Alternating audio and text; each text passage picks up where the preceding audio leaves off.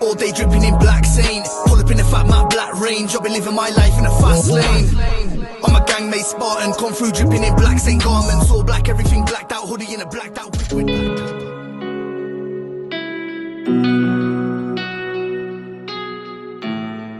I was home birthed, and nobody figured about reporting my birth because I wasn't done by a midwife by these elderly ladies. So no doctor was involved, no nurses were involved and stuff. And my grandmother didn't know my birth didn't get registered. Nobody else knew it didn't get registered. And then a few weeks after I was born, my mother dropped me off on grandma's doorstep and she left the aisle never to return again. So so the gal who took me, she was working in domestic work for him. Apparently she saw what was going on and decided that she wanted that for me. So when I was about a year old, she stole me, and my birth mother had given her her passport as a breadcrumb to give to me when I turned 18, should I want to come back and try to find my family. And I didn't know this many years later. But when we went into America, the woman pulled out my mom's picture and replaced it with hers. One of the daughters I'd actually met and thought was like a half-sister type thing, and she'd moved up to Fresno along with her dad's brother because her dad had died and this guy had adopted her. And he and I didn't get along. We had arguments and fistfights on the yard. He'd pull knives and I'd put him in sleeper holes and this type of thing. But the way he'd been arrested a few weeks earlier for assault on her and her 2-year-old son and was in the county jail, the last I knew. Suddenly he's on my floor and he's dead. Well, because I'd been a Navy corpsman, which is a medical person, I knew dead. It's real simple. I knew dead. Yeah. And because people, how could you say he was dead? Well, because I've seen dead. I know what dead is. He's got a gun in a shoulder holster. He's in my house. Why? So my first thought is that it wasn't for anything good. You thought he'd come to kill you? Well, so to do something. I didn't call the police. I ride with a motorcycle club, so I'm a patched member there. I've had altercations with this man. I couldn't see how any of that was going to work out. Definitely didn't sound like it was going to benefit you at all. So my thought was, I've got to get him away from my house because I don't know my wife knows anything about this, right? So I put him in a sleep bag. I'm loading in the back of the truck. Just as I'm doing, she pulls up. And we are live with Jamie Morgan Kane. Mate, thank you so much. I really appreciate you coming today. Well, thank you for inviting me. No, man, it's my pleasure, trust me. And we've just been talking a fair bit, and just in that, you've got me excited, mate. Like, you've got me excited hearing some of your stories and stuff, and I can't wait for the viewers to be able to see your story. Author, absolutely insane, mate. Yeah. Tell us a bit about yourself. Take us back to the beginning. Okay. Where do you want to start? Well, I can take you all the way back to the TT of 53 when my mom conceived me, and I was living on the Isle of Man. And as I tell people, I've been involved with motorcycles since I was still inter-uteral because I would have gotten the petrol smells and heard the bikes because my grandparents owned a hotel called at that time they owned one called the House Drake, and they sponsored a lot of TT teams there. Okay. And my grandparents, though one was from Liverpool and one was from Birmingham, they'd gone there and got married in 1911 and been on the Isle. 1919, they bought the Falcon Cliff Hotel, which if you ever go to the Isle of Man and you go into Douglas Bay, if you look up on the hillside above the town, there's this white castle-looking place, and that was the Falcon Cliff that my grandparents owned. So, oh, wow. And their history with the TT started in like 1920. But one of I always thought was more interesting parts was 1939. They hosted the 1939 German Nazi TT team, and then the war came and the government took their hotel. Grandma went down the road, bought the House Drake. And in 54, when I was born, the first year the German team came back and they stayed at my grandparents at the House Drake. But what ended up happening was my mom got pregnant. My dad suffered ills from the war, what would now be called PTSD, but back then people didn't quite understand the traumas. And my dad was, from what I've learned of my dad, because I never got to meet either of my parents or my grandparents. But what I knew of my dad from writings and other people I've talked to that knew him, my dad was a very easygoing, very simple man in the fact that, you know, he wasn't a rough and tough type guy, though he did go in the RAF, was a flight sergeant. He was there during the Blitz of Birmingham, and it was that which caused him so much trauma, was the pulling people out of buildings and stuff. And so he's never quite himself. Physical or mental. Yeah. Yeah. And but anyway, so he would end up having these mental breakdowns and stuff. And during one of them, he got the idea my mom was having an affair, and he filed for divorce. And a month before I was born, and then he left the island, never to return. He moved down to London, to Edmonton area, and I've actually been to the flat he lived in for 25 years, and I've talked to some of his neighbors who were still living there that knew him. Oh wow! So that's why I said I got insight on my dad a bit there. But what ended up happening is my grandmother believed that my mom was part of the big problem why my dad was going through so much mental frustrations and stuff, because she didn't think my mom had converted to being a true Catholic. And this was something I had to come to grips with. It's not understanding certain things over here. But mom was from the Church of England. Dad was Roman Catholic. 1946, they get married. When she converted to Catholic to marry him, her family disowned her. That was serious then. Yeah, it was a very serious thing. You just didn't do it, you know. And so my mom had no family to call on when everything went to Dad. Grandma threw her out of her job at the hotel, out of her home at the hotel. She has no family to go to. She's now, you know, going through postpartum depression, from what I've understood. She did try to make amends with my grandmother by having me baptized in my grandparents' parish, St. Anthony's on the Isle. And that was kind of a big thing, because I was initially supposed to be named James Edward Kane. My dad's middle name was Edward. My grandmother said, absolutely not. That's not going to happen. And ended up, I almost didn't get baptized. And then from the story that we've learned was there was apparently some woman there. I don't know if she was a parishioner or a visitor or whatever. And she kind of went, hey, time out. Here's the deal. The only thing you guys agree on is that he's from the island. Why don't you call him Morgan, which means sea dweller or island man? Okay. And so I became Morgan James at that time, you know. So my birth name is Morgan James Kane, but as my author, I go by Jamie Morgan Kane, and among my friends, I go by Jamie. My mom, you know, 8 months pregnant with me, ended up going, and we stayed in a hovel with some elderly women that didn't have any other family, and the government gave them some subsidies with it. And I was home birthed, and nobody figured about reporting my birth, because I wasn't done by a midwife by these elderly ladies. So no doctor was involved, no nurses were involved and stuff. And my grandmother didn't know my birth didn't get registered. Nobody else knew it didn't get registered. And then a few weeks after I was born, my mother dropped me off on grandma's doorstep, and she left the island never to return again. And I went on and married, and I've actually been in touch with my two step siblings that she had, you know, later and stuff. But my dad never had any other children after me. Did you ever get to the bottom of why she did that? Why she did what? Dropped you off. Well, basically because she had no way of caring for me, I believe. And I think that the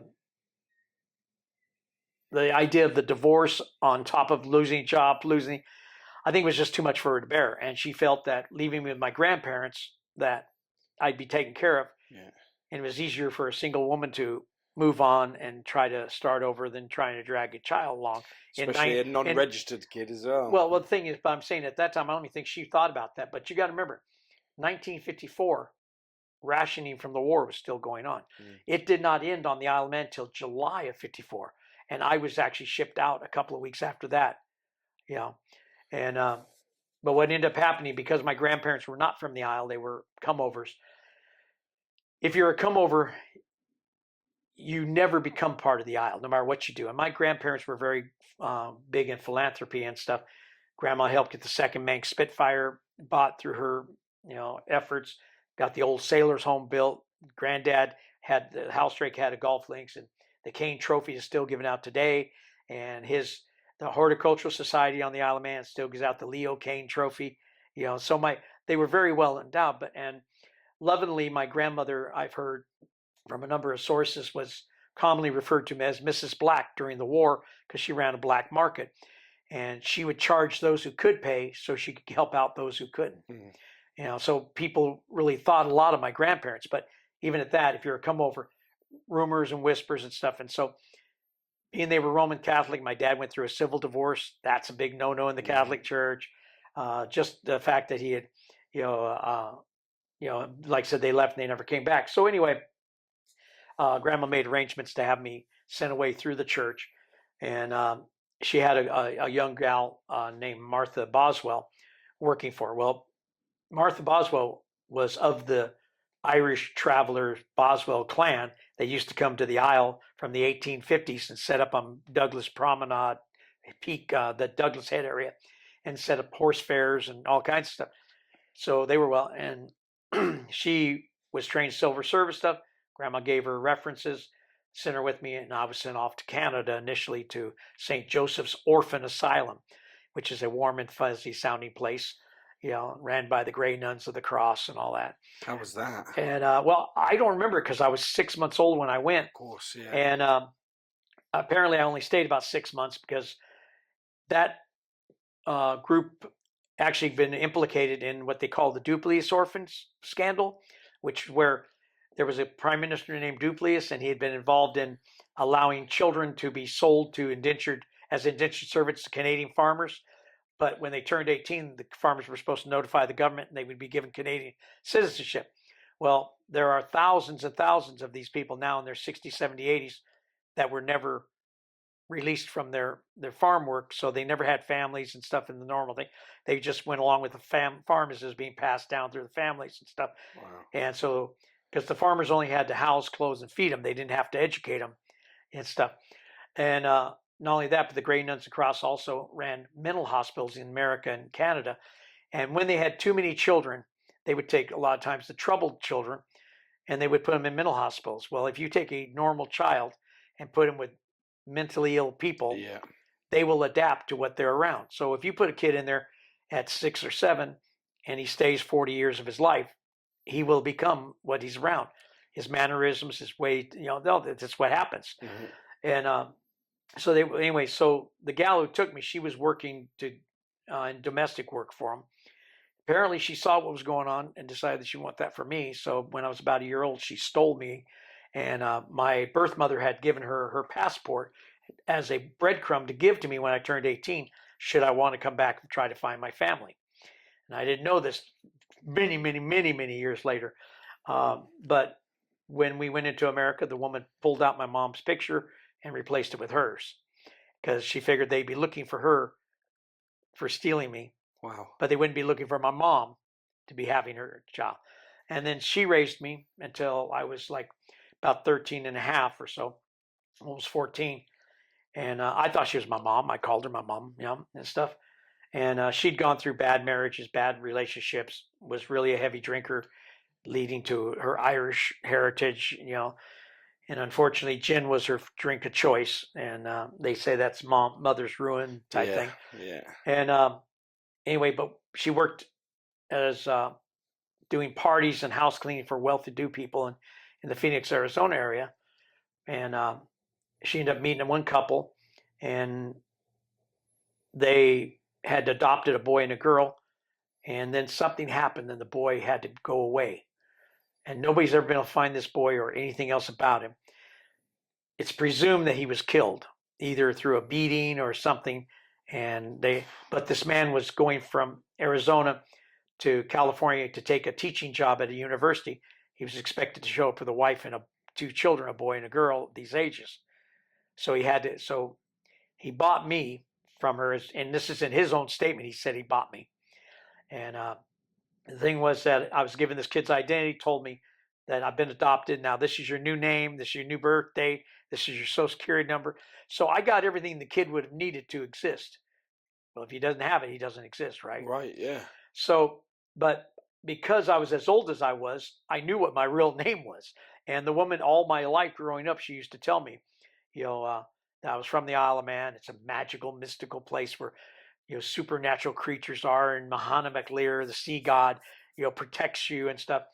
And because she was of the gypsy, the travelers sect and stuff, she talked about that. But when I was about a week or so old, she took me down to the Douglas Bay, and she'd put a grain of sand in my mouth, and she put a drop of seawater in my mouth, and she held me up to breathe in Mahanan's cloak, which is the fog and stuff, to bind me to the island. And then throughout my early life with her, whenever she had something she wanted me to know and remember, she'd always go, remember, remember, remember. She'd always say it like 3 times. And she'd tell me, you're a man of the isle, you're a son of the sea, and you're a brother of the storm. Well, Hannah McLear is the sea god, so the son of the sea meant that I was one of his sons and brother of the storm. And that equated to the fact that throughout my life, I would run into plenty of conflicts. But as long as I remembered that the storms that come are my brother, I'll ride them out because I'm the brother of the storm.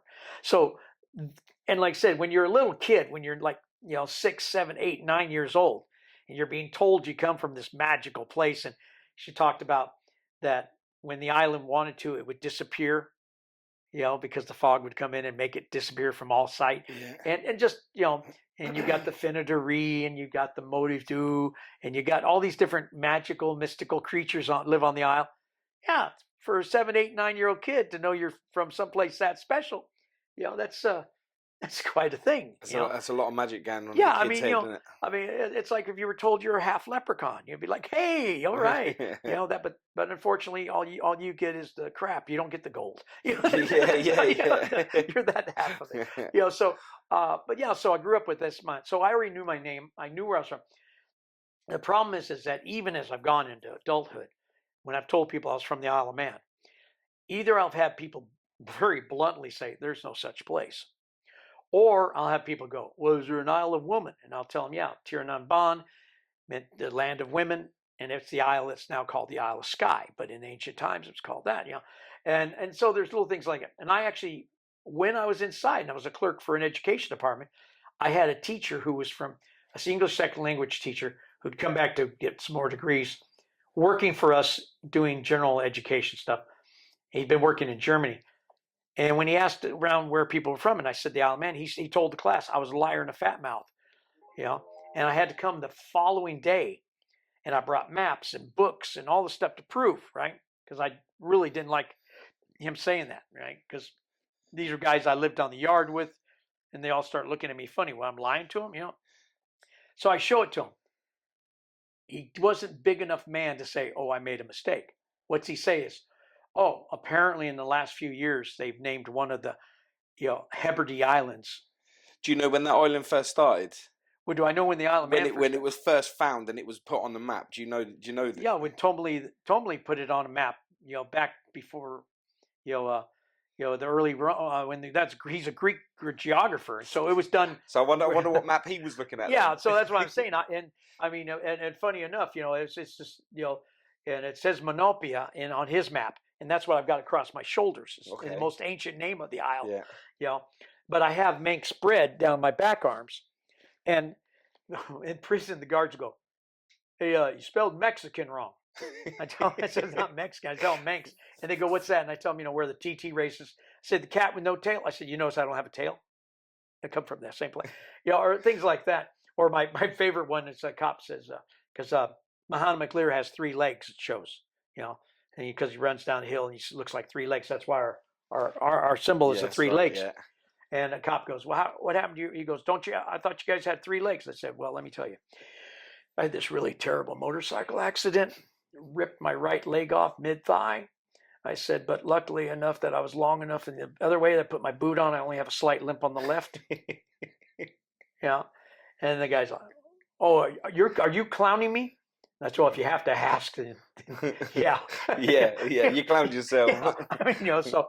So it's the things like that. But anyway, so the man who bought me, a guy named Charles Wetmore, and one of his best friends was a guy you may or may not heard of named Richard Nixon, Richard Milhouse Nixon, President of the United States. Yeah. And he'd been friends with him since the 60s or late 50s. They lived like a mile apart in LA at that time. And but Wetmore had been over here with the U.S. Air Force, did 3 bombing raids with the B-17s. and then immediately was taken in as a student analyst for a thing called the OSS, which is a precursor to the CIA. Yeah. And he worked out of Brazil, and he spoke fluent Portuguese. And we actually found manifests of him on ships bringing Nazi scientists to Brazil, to America, and to Canada. You know, now you can't say he was with them, but they're all on the same manifest together, and so it kind of like puts it all on the same page. So you can say he was on the same pad as them, but he didn't bring them. Well, yeah. And then the thing was that there was a guy named G. Gordon Liddy that used to come to the house to see him. And if you're not familiar with G. Gordon Liddy, he was one of the Watergate plumbers. He was the one guy that didn't tell on the president. He did the most time. He came out. He did film and stuff with Miami Vice. Shaved head, big black mustache. Yeah. Started a contract protection company, kind of like Blackwater type thing, and stuff like that. Always was kind of a hard case, but didn't really get to show that till after he got out of the prison. Right. Okay. But he didn't do it that much time, but he did do it in a federal, but he did more time than anybody else because he didn't tell, but you kind of have to accept that for, what he was. But he used to come to the house, and Wetmore used to go on to San Clemente, go see, Nixon, go to Washington, all this kind of stuff. But me growing up there, it didn't mean anything to me because, I wasn't into the politics. And quite honestly, I didn't like the guy. So he brought a lot of people, came over the house, but I didn't know who they were, didn't really care who they were. Just leave me the hell alone type thing. Are you still with the girl that you got sold with? No. The little girl, they legally adopted her. They didn't buy her. I was bought to replace the boy. Okay. And that was one of the things is that there were a number of occasions in the beginning when she'd tell him, "Oh, he's not my John," because that kid's name was John Wetmore. His original name was John Fry, and that's why I say some people think I'm trying to use all these names, and they're not my names, but they were thrown at me. But she kept saying, "He's not my John," and people go, "What?" And the mothers go, "Oh, she just goes through these moments where she's confused." No, she knew who the other kid was. She knew the other kid went away and knew I wasn't that kid. They'd been together for a couple of years.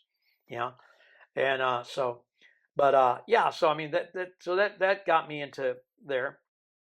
And then, like I said, I went into the military under that child's name, which is what ended up being a big problem because when it later came out that I wasn't that child and I had my name and I was illegally in the country, and you had in 1994 they had the Anti-Terrorist Effective Death Penalty Act, and then they had the Patriot Act came after the Twin Towers went down. Well, one of the things the Patriot Act says, if you served in the U.S. military under the false identity of a U.S. citizen, it's taken from you and you're to be deported as a criminal alien undesirable. So you had all your efforts that you put in the army. Yeah, well, but see, because they were not under my name. They were under the other kid's name, and he never served. Yeah. And that's what people don't understand when I try to tell them that the government took all that away from me, was that they weren't going to let a record stand that didn't exist to that kid because he never served. I served in falsely, so yeah, that's you just got wiped. You disappeared. Yeah, and that's what I try to tell them. And people are going, "Oh, that doesn't happen. That doesn't happen. That doesn't happen." And there were even some people that tried to say, "Oh, I was dishonorably discharged." Well, funny enough, none of the federal court records, none of the state court records ever said that. They all said that I did very well in the military. I didn't get in trouble until after a military type thing. But if you get dishonorably discharged, it's a federal court trial, a military court trial, and you go to military prison for it. And it's very, very easy to find that you were dishonorably discharged. Yeah. Never was. But because, again, people only want to hear what they want to hear. Of course. And then they just throw it together. And once one person throws something out there, other people go, "Oh, yeah, well, that sounds right." And then they add their bit to it. And then they add their bit to it. And then so it goes, and it's kind of like there was an old trick. I remember from school that you have a group of kids sit in a circle. And then one kid, the teacher leans over and says, "The red rabbit ran around the tree." And then they whisper it to the next kid, next kid, next kid. When it comes around, it's not a red rabbit. They didn't run around a tree. It could be any number of other things, but it wasn't what they was just starting. These whispers. Yeah. And so this is the kind of thing. So, but anyway, so But what ended up happening was I had been married, and I had what I thought was my son, and my wife. Just one day, he was like 9 months old. She left him outside in a Jolly Jumper in the sun and everything, and just took the car and drove off. And I had my bike shop at the time, and I come home. I got a baby crying. Neighbors called the police and all this stuff. And she left a note on the window and said, "Look, I'm tired of being a mom and a wife, and I want to go home and be a daughter. I want to go. My mom's going to take care of me. Blah blah. He's yours. You want him. He's yours." So I had my son. Well, Wetmore contacted me when, like 8 months later, when her family told her, "No, you need to file for divorce and you need to take custody of the kid. You're the mom." So anyway, we had a big argument, and anyway, he calls me up and says, "Come back up to Fresno. I want to talk to you." So I get on my bike with a few friends. We rode up, and he tells me, "Here's the deal. You give me that boy. I'll raise him the way I think he should be raised, like I wanted to raise you, and I'll get him to be a doctor or a lawyer or something like, and and it'll be all good." And I told him, "Look, I didn't like the way you treated me. I'm not going to let you treat him that way." Mm-hmm. So we had this big argument. He runs back to the house, and my friends are going, he's going to go get a gun. He's going to come out here and shoot you is what he's going to do, because he was so mad, veins sticking out of his neck, red, vein. And he ran in, came out with this big envelope, and he threw it at me and tells me, "You're not an American. You're not my son," and he slams the door. So I got this envelope. In the envelope is the passport that the woman that I thought was my mom had been using, and my baptism certificate from the Isle of Man, and a few other little knick-knack things. This was the first tangible evidence I had. I was actually from the Isle of Man. Before, it always been stories. Yeah. Now I got a piece of legitimate paper in my hand. And so going through the divorce, I lost my son. I wasn't quite mentally ready to make changes in my life at that time. Still trying to see my son, things like that. No, it just wasn't working out. Anyway, I got with another gal, and I was with her, and I started telling her that I think I'm going to get a passport and go back over to the UK and see if I can find my family. Well, unbeknownst to me, he'd been paying her to keep tabs on me and share information. And we had just had a son, and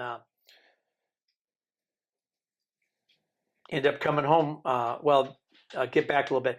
The woman who raised me, one of the men she'd married, she'd had a couple of daughters from.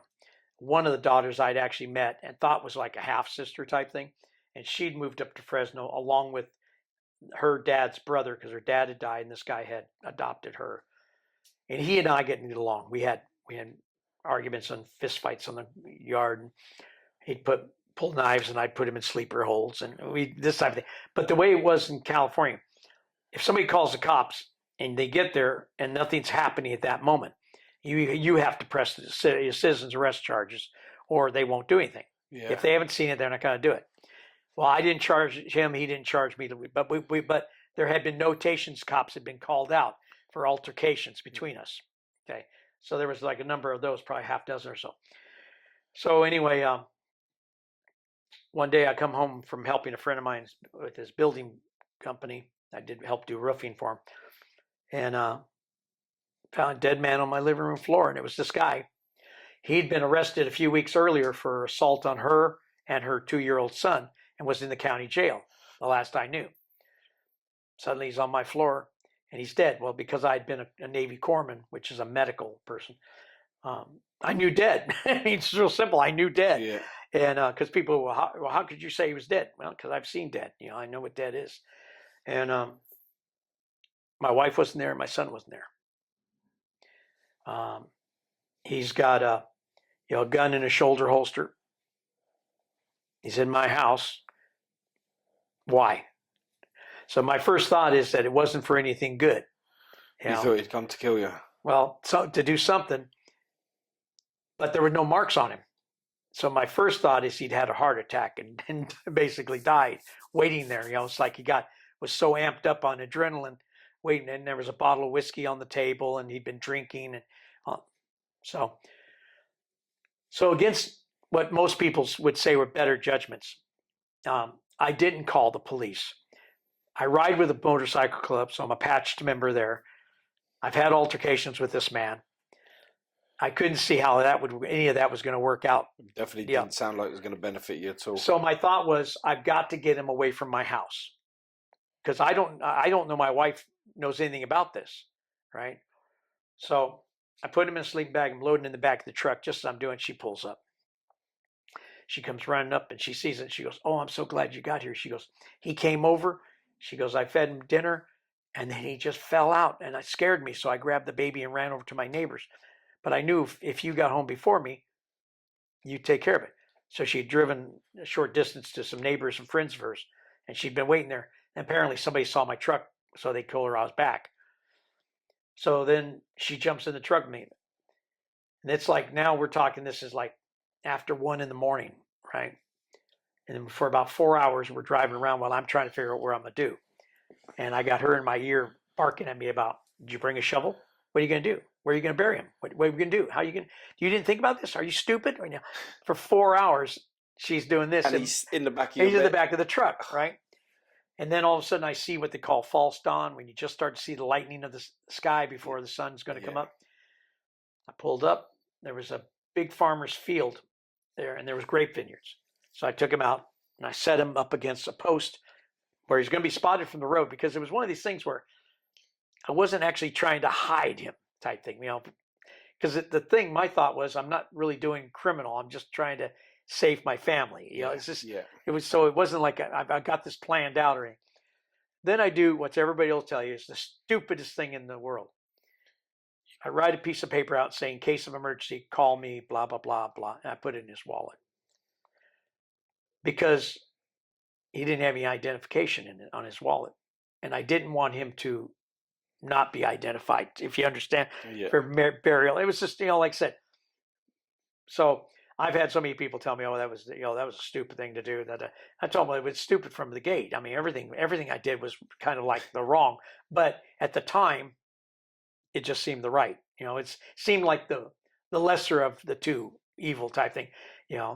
And I could drag the body out and burn it, or because then it really starts to look worse, type. Well, you're covering something up, but it didn't need to, so you look guilty. Yeah. So, but I'm figuring this way, and he gets found, and it's like 3 days later, they contact the girl that he was in jail over, and contact me and contact my wife and stuff. And they asked me, the cops goes, "When was the last time you saw him alive?" I told them 2 weeks ago, which was the truth.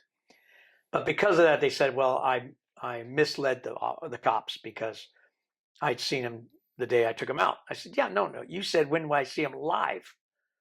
And they said, "Well, you know what we meant." No. I did I answered what you asked. I mean, I don't know. If you said, "When did you last see him dead?" I would have probably told you the right thing. But you said live. So yesterday, anyway, when I dropped him off. Yeah. I mean, so it's this kind of thing. But what I didn't know was that my wife and the girl went to his bank and started writing bad checks on the bank and getting money out, because she said he stole her welfare money, and so she was getting the money back.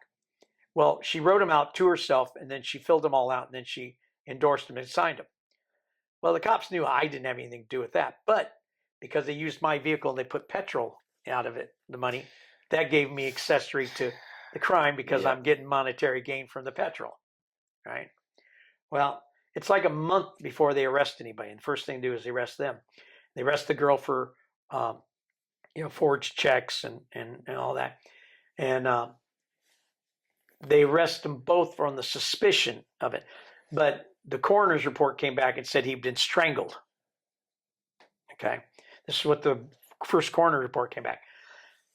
So when you're looking at possible suspects, who's the guy who's been known to have choked him out a couple of times, and who was physically big enough to over women. Yeah.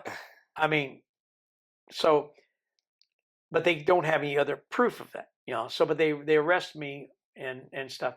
And they have us in there. Well, then they start telling the other girl she's facing like 18 years in prison for the forgery charges and all the stuff like that. And she says, whoa, wait a minute, let me tell you. His wife poisoned the guy. And the funny thing was, I had remembered when my wife had told me that the other girl had given her some medication to take down to the jail for him, but they wouldn't let her give it to him. So because he took these like capsules for asthma, and I told her, you can't go to a jail and say, oh, I've got this medication for the guy and give it to the jailer and expect him to give it to the guy. It doesn't work that way. But they tried. So she had it at the house. So when he came over and ate the dinner, she gave him these capsules. Turned out they had cyanide in them. Whether my wife knew they had cyanide or not, I don't know. But the fact that he died shortly after ingesting the capsule, but then the fact that nobody ever found the capsules. So my wife got rid of the capsules afterwards. They weren't in the house. They couldn't find it, all this stuff. But anyway, so my wife gets charged with murder 1, 2 counts of special circumstances, which are 2 counts, which are death penalty. Both of them are special. So my wife's facing 2 counts of the death penalty. Okay. In the meantime, the gal tells him, well, all he did was move the body and lie to the cops. So that's what they've got me for, which if I had been convicted of that alone, I would have done 10 months to a year tops, for, screwing with their investigation and then moving a body, because, not doing anything to the body, just moving it, moving the crime scene.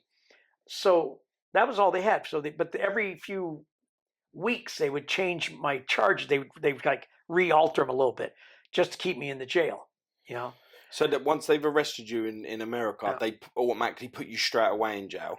No bail. No, you're offered bail, but what they did with me is that they offered me a bail, and as soon as I just got ready to make it, they boosted it up to where it was outside, because it says you're allowed to have reasonable bail. Okay, what's reasonable bail? They first put $50,000 on me, which meant I had to come up 10% of that to go to a bail bondsman, which, okay, I can make that. And then they came back and slapped me with a $2.5 million. Because they kept changing the charges. Well, that, and because the fact is that they were concerned I might be a flight risk, or there was like all these other little tags that they throw out there. And the thing is, the district attorneys doesn't have to have absolutely any evidence to them just by throwing them out there. It's like stirring water up and making it muddier. It's going to settle at some point. Yeah. But at this moment, we're just going to make it where you can't see what's going on. So I'm sitting in the county jail, and this gal's going to testify against my wife. She gets full immunity for her forgery checks. Of course she does, yeah. So she gets out of jail. They've got her in a safe house because of the fact that I ride with a bike club. They don't want any intimidation and stuff, which quite honestly, my bike club at the time, that was the least of any of their concerns and stuff. It was more watching what's happening with me. And so anyway, we end up going into Christmas, and they start running a trial for her. And they get a hung jury. One guy can't bring himself to find her guilty if she's going to be put to death. And he admitted that if she was only going to be given life without and die in prison, he was good with that. That was okay. But to actually kind of put in and go, yeah, let's kill her. But the other 11 were all for it. So they get that one hung jury. So then they come to me, and this is in February of 84. We got arrested in August of 83. This is how fast everything was going. And she was given like a really good attorney, named Kinney. And I've got a public defender who had never done an adult trial and had never done any kind of capital casework. Nervous much? Huh? Nervous? Well, the thing was because when I'd ask her what's happening, well, I don't know. They're not telling me. I said, you're the attorney. What do you mean they're not telling you? Go ask them. Well, when I do, they said, well, don't worry. We'll let you know what we decide. And there was this kind of thing. And she was very because she'd only done juvenile cases, and, they didn't do all that kind of stuff. So I'm like, okay. So anyway, one day I get called out of my cell. I get taken down the room.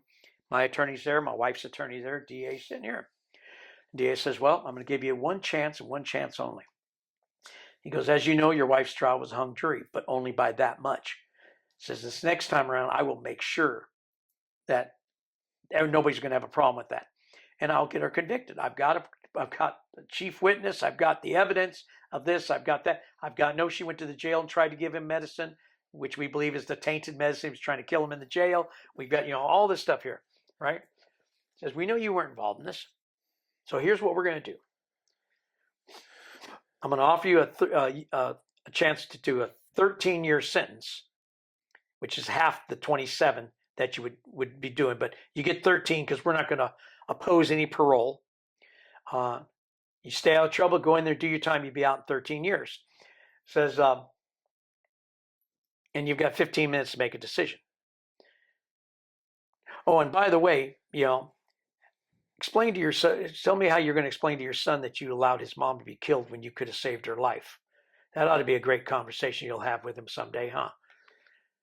Oh, and who do you think could do better in prison? You, who rides bad motorcycles and, is in the military and, does, and you bounced in bars and, or your wife who just is a clerk in a little mini gas station at night, Really put it on you. And going, oh, you've got 5 minutes to make the decision.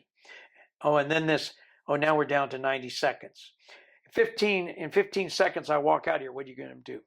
And I looked at my lawyer and her lawyer and said, this is the only chance we're going to have. And my lawyer says, well, you'll be out in time to see your son graduate high school. And your son will be returned to your wife, so they'll be together. My marriage wasn't the greatest marriage at the time, but I don't like to lose. And I'd already had one bad marriage and divorce. Didn't want to have two. I took the deal. Okay. So then the DA tried to renege on it and try to run my wife's case.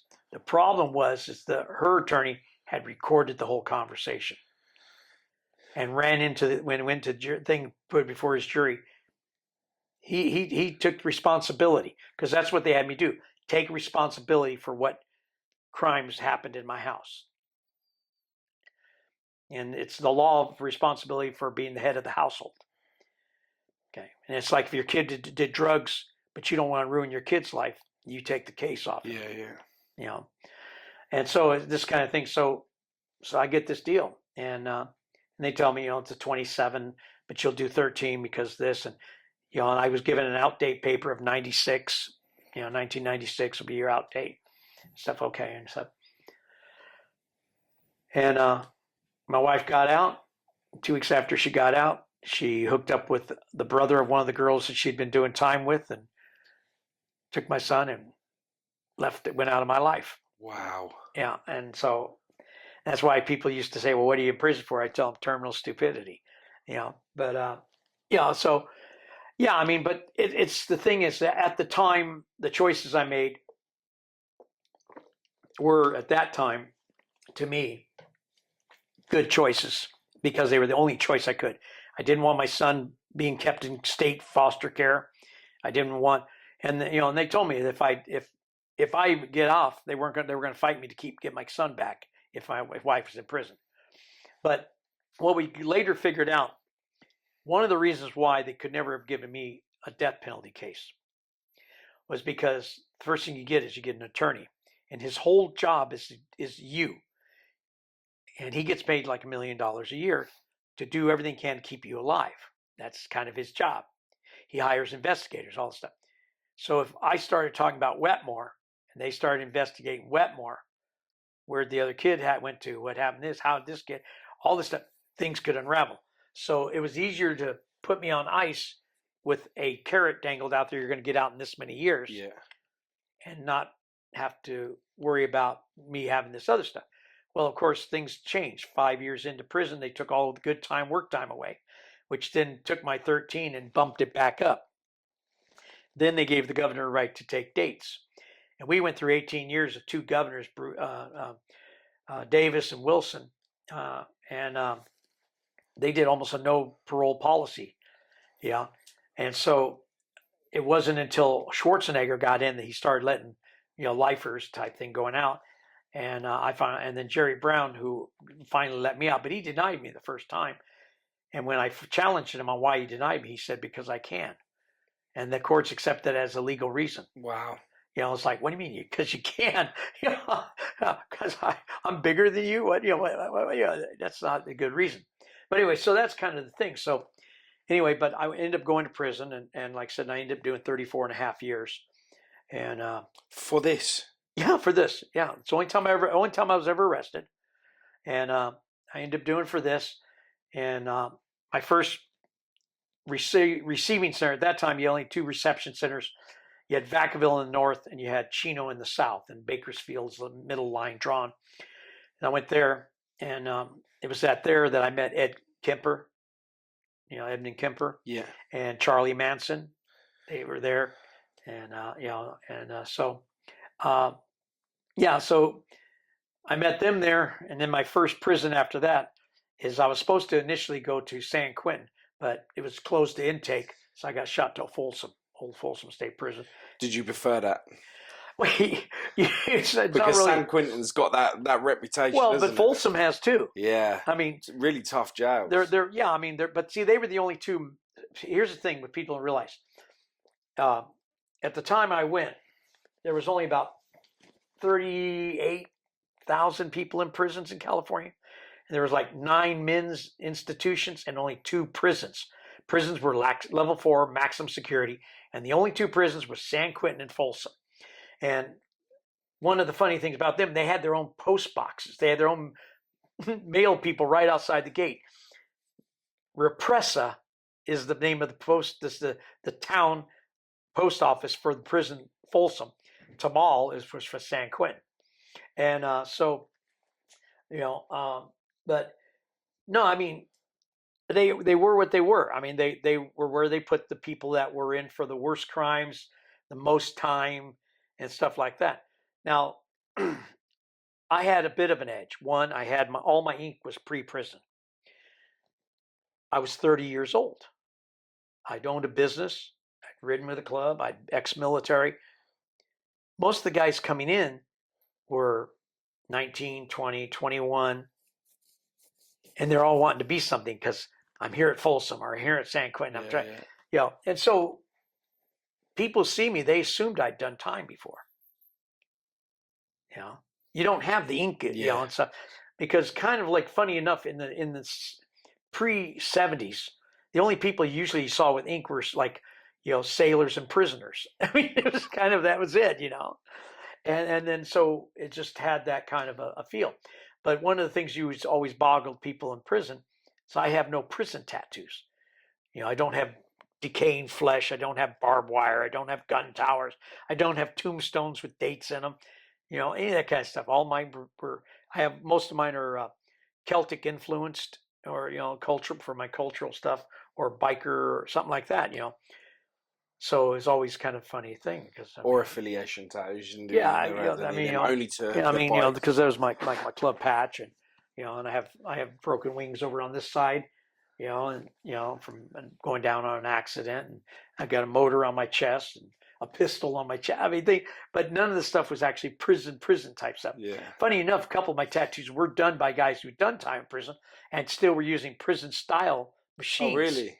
Yeah, the cassette motor and the guitar wire, the guitar wire, and the pin holder, you know, thing, and a little racer on the motor, and you know, all that. I've still got to try that. I'm a tattooist. That's my trade. So like, I've still got to try that guitar wire and just see how it goes. I got some guinea pigs, so I'll give it a go. and then I had and like I said, you know, I had one guy that he actually put Lady Kane across my chest for kind of for my mom type thing, and he did it with needle and thread, and using the way he made ink in prison, using, you burn a styrofoam cup up into a paper bag, you scrape all the charring out, mix it with a little toothpaste and water, and you know, and he did that one night because we were sitting in a bar in Ocean Beach called Hosie's and stuff. Is it still like, can you still read it? Yeah. You can as well, yeah, Lady King. Yeah, like I said, last tattoo I got was probably 1980. and I didn't go in till 80, it's jail to 83. But I did get this recolored here when I got over here, because the color was coming out because of all the years of seeing sunlight. So I did recolor that. But I mean, but I had that done in the shop over here and stuff. But no, I mean, you know, and it's kind of funny because some of the people I was with down in London, they questioned, why would you do that? Because, you know, nowadays, in particular, the flag is not considered to be, you know, politically correct. Correct, yeah. But I try to explain to them, first off, when my club was going, it had nothing to do with that. Yeah. Because the idea was the rebel flag was in rebellion to the Union flag. So if you're not really happy with the government, you're on the other side. And then the devil head was because, like I said, they always say, well, you know, one nation under God. And we're like, okay, well, we're a bit on the devilly side and stuff. So, and funny enough, the word Confederate just means group of. So our club was actually just meant group of devils. Right. You know, just like Union is a group of, you know, it's just they chose. So that was how our patch came about to begin with. But inside, it never gave me a problem. Like I said, I dealt with a lot of blacks, Hispanics, Asians. And because I gave them the respect, they gave me respect. And that's basically, and that's why I tell people, you know, it's just, you know, if you're going to disrespect me, don't expect to get, you know, anything but that back. So it worked out really well. And so never a problem. But for me, part of the reason why I got it recolored was that my club went out of ceased in '96, and my closest club brother and the only prospect I ever had, named Dwarf, he was also killed in that year. And so basically, I'm the only one left of the club. So I'm no longer a club, but the thing was, it's the idea that I'm still the last devil standing, you know. And now, because you're the last one, the leader.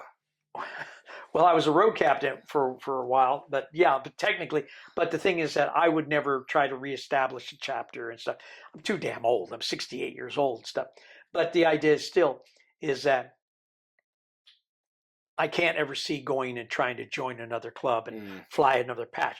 So this is the club I was with. As long as I live, there's still one devil left. It's still, you know, the existence, and that's really the thing. So in a lot of ways, but it's kind of, that goes back to the thing when people ask me about everything I went through. How was I able to hold on and not lose hope and all stuff? And I told them, growing up with the mindset that I was from the Isle of Man, and I was, like I said, that again, that remember. Martha had told me that you know, you have 3 legs because wherever you're thrown, you'll stand. Okay, cool. So that means no matter what comes at me, I've got to hold my mud. I've got to stand. And that's what I was told in the military by a gunnery sergeant. With Marines, you're never on dirt. You're always in the mud. So you hold that mud. You don't move from it. You don't get pushed back. You hold that spot. So the 1 foot on the ground, we where we fall, we stand. Where we're thrown, we stand. So, and I told him, so in my mind, when I decided to make the declaration, I am Manx and I am from the Isle of Man, and people didn't know what that meant, I realized they might never meet another person from the Isle of Man. So everything they knew about the Isle of Man was what I represent. So I have to be the best I can be.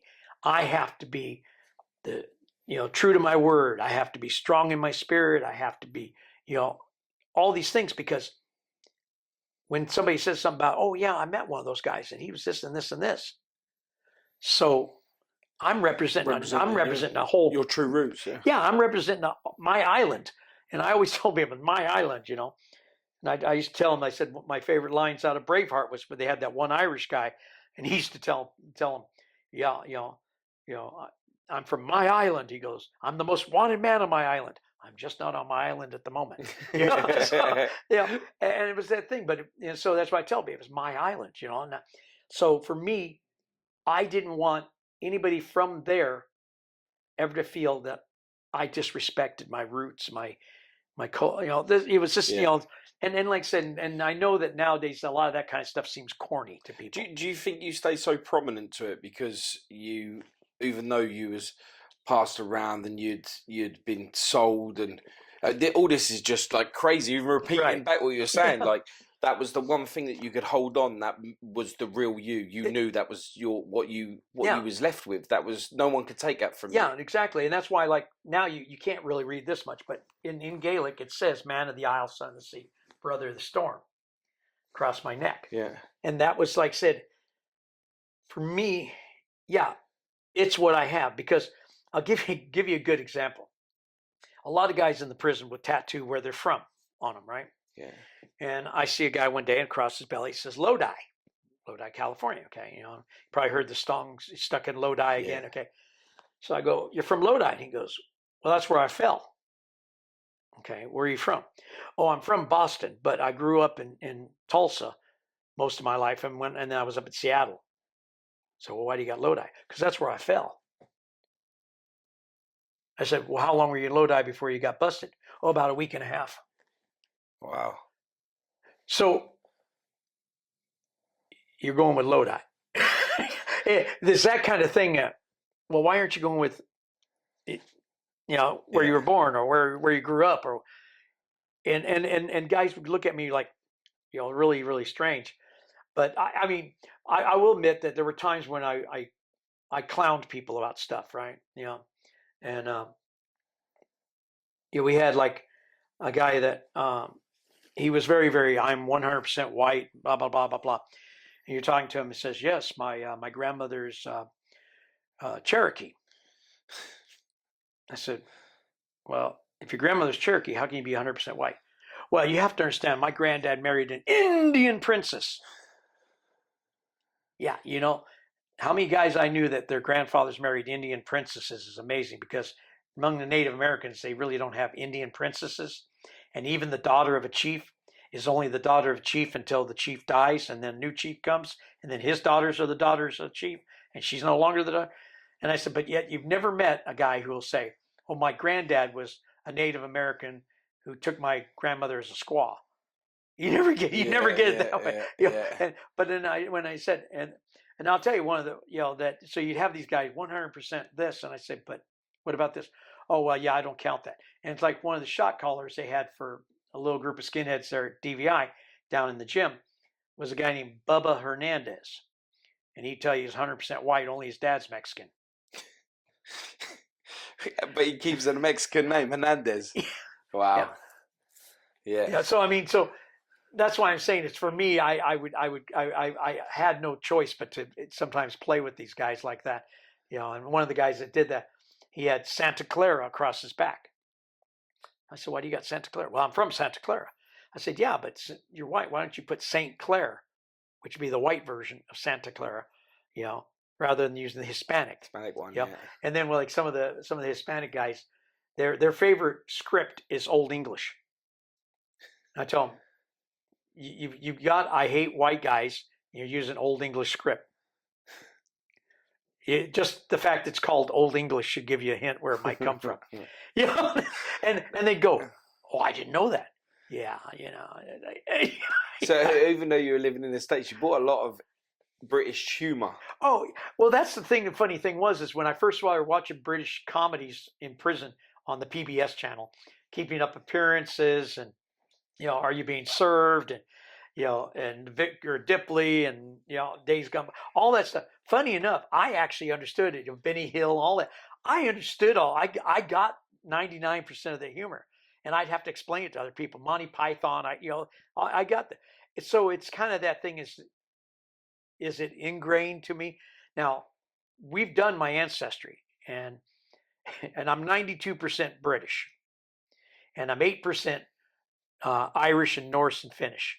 Right. I got one little tiny bit of Western Finnish. I figured he was some guy that wanted to get out of Finland, jumped on a boat with the Vikings, put on the right clothes, and just didn't talk. And so he snuck his way over to Dublin, because my Irish family comes from Dublin. That's where the Kane with a K comes from.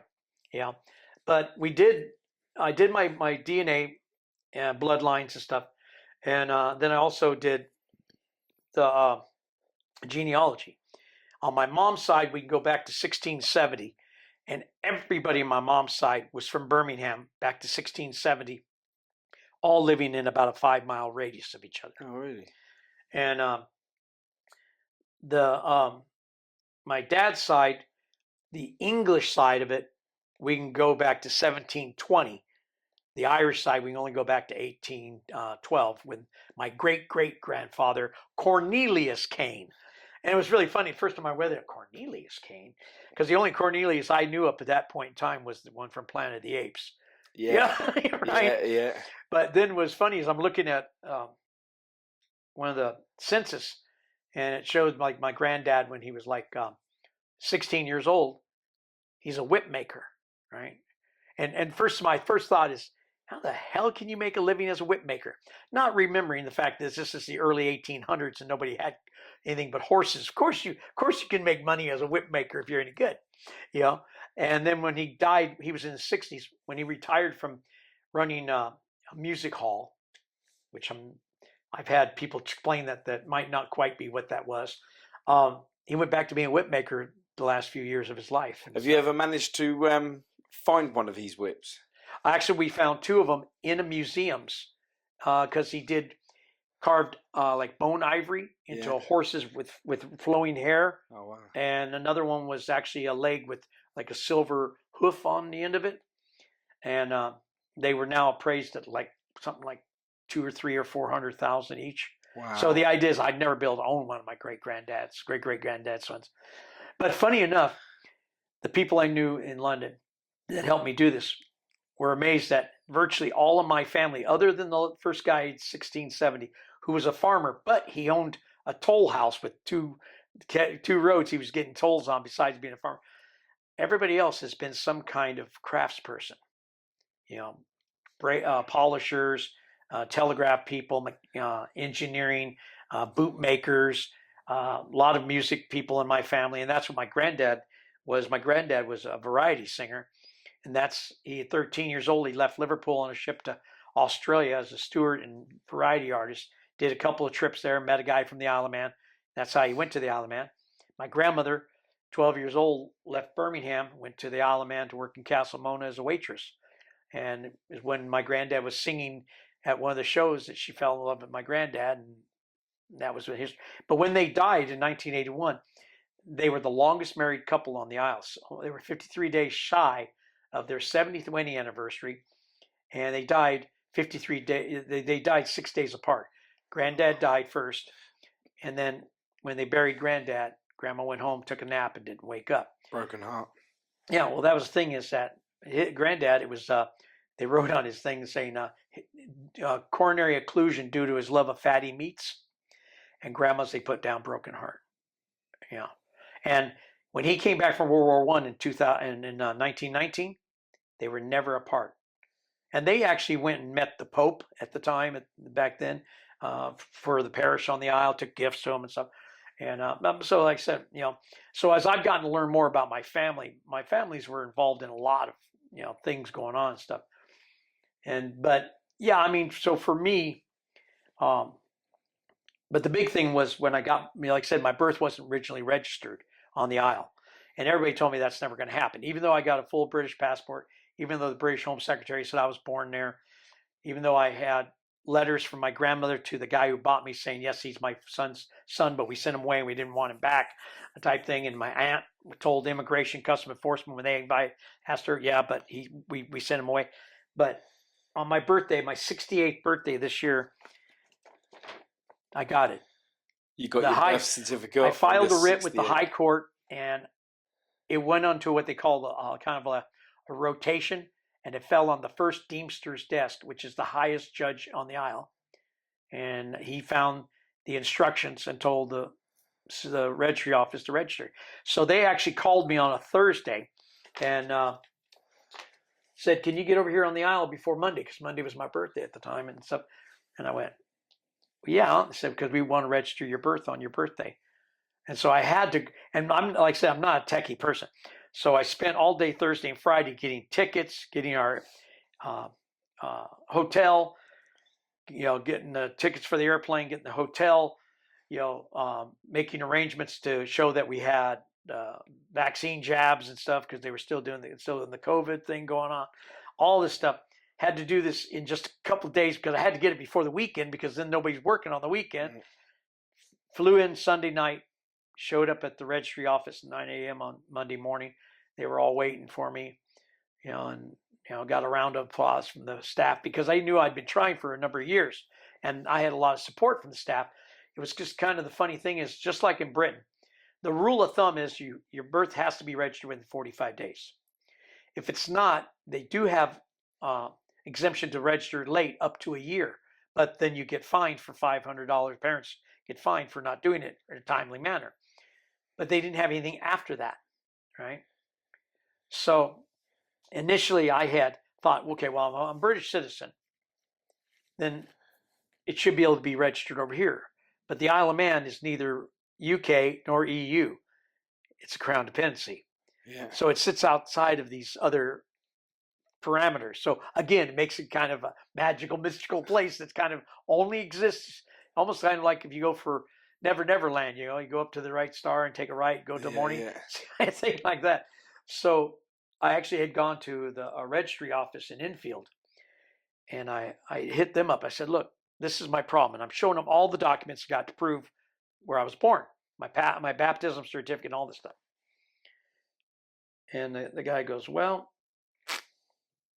he goes, well, we're just now passing a thing to say that you can do a late or life thing as long as you can produce somebody who was there at your birth. Oh. And I told him, I have no idea who was there. And they were all elderly then. They'd be really elderly now, 68 years later, type thing. And so the guy tells me, well, what I would do in your situation, I go get me a couple people of approximately the right age, slip them a tenner a piece, and just have them sign an affidavit. I tell them, you don't understand. I want this done right. I don't want any questions about this. This is all, above board. So that's why I went to Isle of Man, and they told me, look, we don't have a law to help you. You need to file with the court and get the court to give us instruction. That's what I did.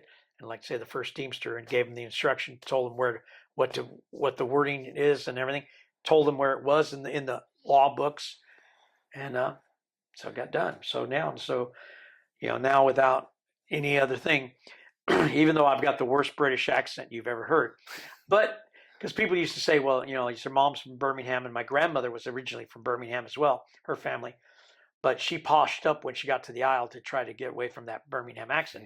But I told them, had I been, the thing is that when everybody said, well, you should have a Birmingham accent, I said, I do have a Birmingham accent. I have the same one that Ozzy Osbourne would have if he spent 64 and a half years in America. Yeah. And so, and people, because that's the thing, usually that's what catches people's attention when they hear my voice, hear my accent. Yeah. And I'll have people come and go, where'd you get that accent? And depending on how the person approaches me, I'll say, something like that, or I'll go, well, I went to Primark and I went down the accent aisle and I pulled this one out, thought I'd try it out. What do you think? And it always catches them like, what? But again, this is my humor in the way I do things with people, It's nice that you've been able to keep your humor throughout this. Like, the more you're telling me, I'm just like, wow. Just like, you were sold. Yeah.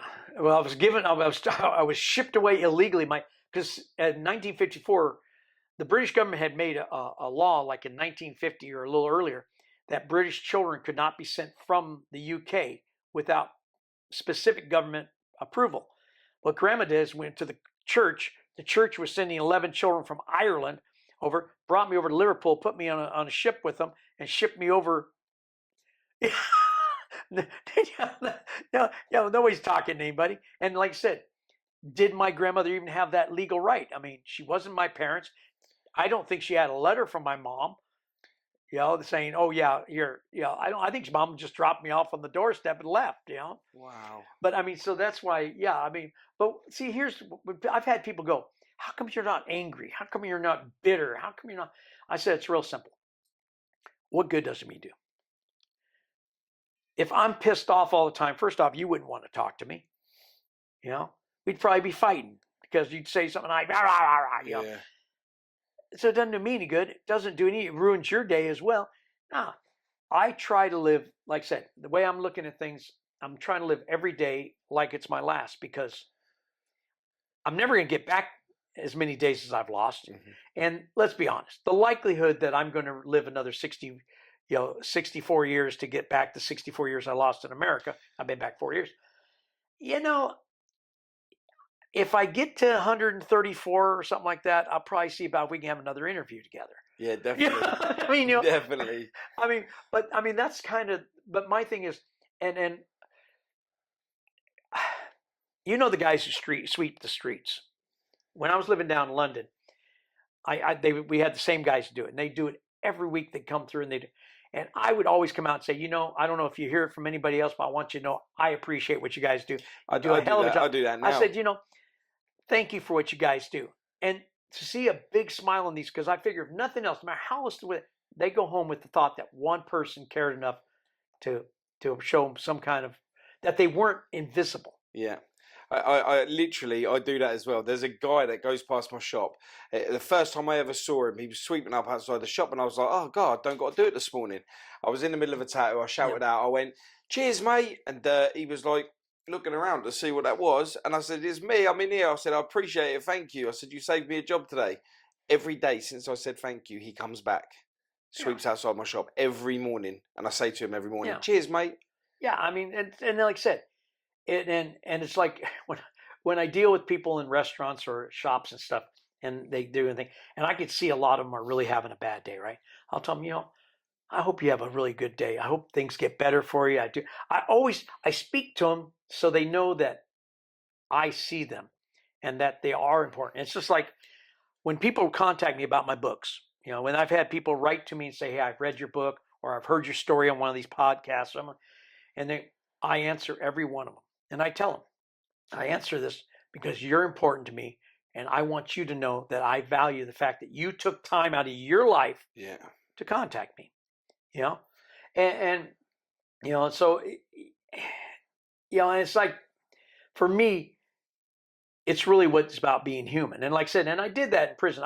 Granted, the first few years I was in prison, I was kind of pissed off because I felt I kind of got worked over. You're doing 13 years for a murder you never committed. It ended up being 30. And then they keep extending it, type thing. And that wasn't because you was committing crimes whilst you was inside. No. It was just like, we took that away from you. We took this away. Was anything signed at the beginning of this? Well, because surely something had to have been binding. Surely. Well, that was the thing. Is I signed something which my attorney was supposed to have, and they didn't. And the thing was that it never made it to my prison file. Of course it didn't. Yeah. And then the thing is that they had a confidential section in your prison file where anybody can put anything in there. You can't get to see it, but the board sees it. So it's like... So almost recommendations. So if they put in there, they get to see it, but you don't. Yeah. And I know for a fact one of the people I worked for who actually ended up having access to records went and looked at it and came back and said, most of the stuff you've got are really good, but there is a couple things. It says, in one part of here, it says that you were hanging out with a known member of the Russian mob. And that was the guy I showed you the photo of me working out with. Yeah. Well, his name was Ted. His real name is Tibor Karsai. I was going to say that's a weird Russian name, right? But he wasn't Russian, okay? Huh? He was Romanian. But his name was Tibor Karsai, right? But he was allegedly a bagman for the Russian mob out of Sacramento. And I say allegedly because the federal government and the state governments has set up a task force trying to, bust the mob people. That's their job. He went around and he supposedly was collecting money owed to people, and he'd get it out of these shops and go out with them. So they set him up and they were going to bust him with the money. They had him. And there was a place where the alley came down and it was almost like a V, but it goes down and then flattens out and then comes back out the other side. So they see him go in this alley and they have one group of cops here and the other group of cops on the other side. So he goes in, comes out the other side. They gav him up. There's no money. They saw him with a bag when he went in. No money. They send everybody in. They tear up dozens of Dipsy dumpsters full of trash. Cops are climbing there like, can't find a single dollar. Nothing. Right? And they ask him, what happened to the money? He goes, what money?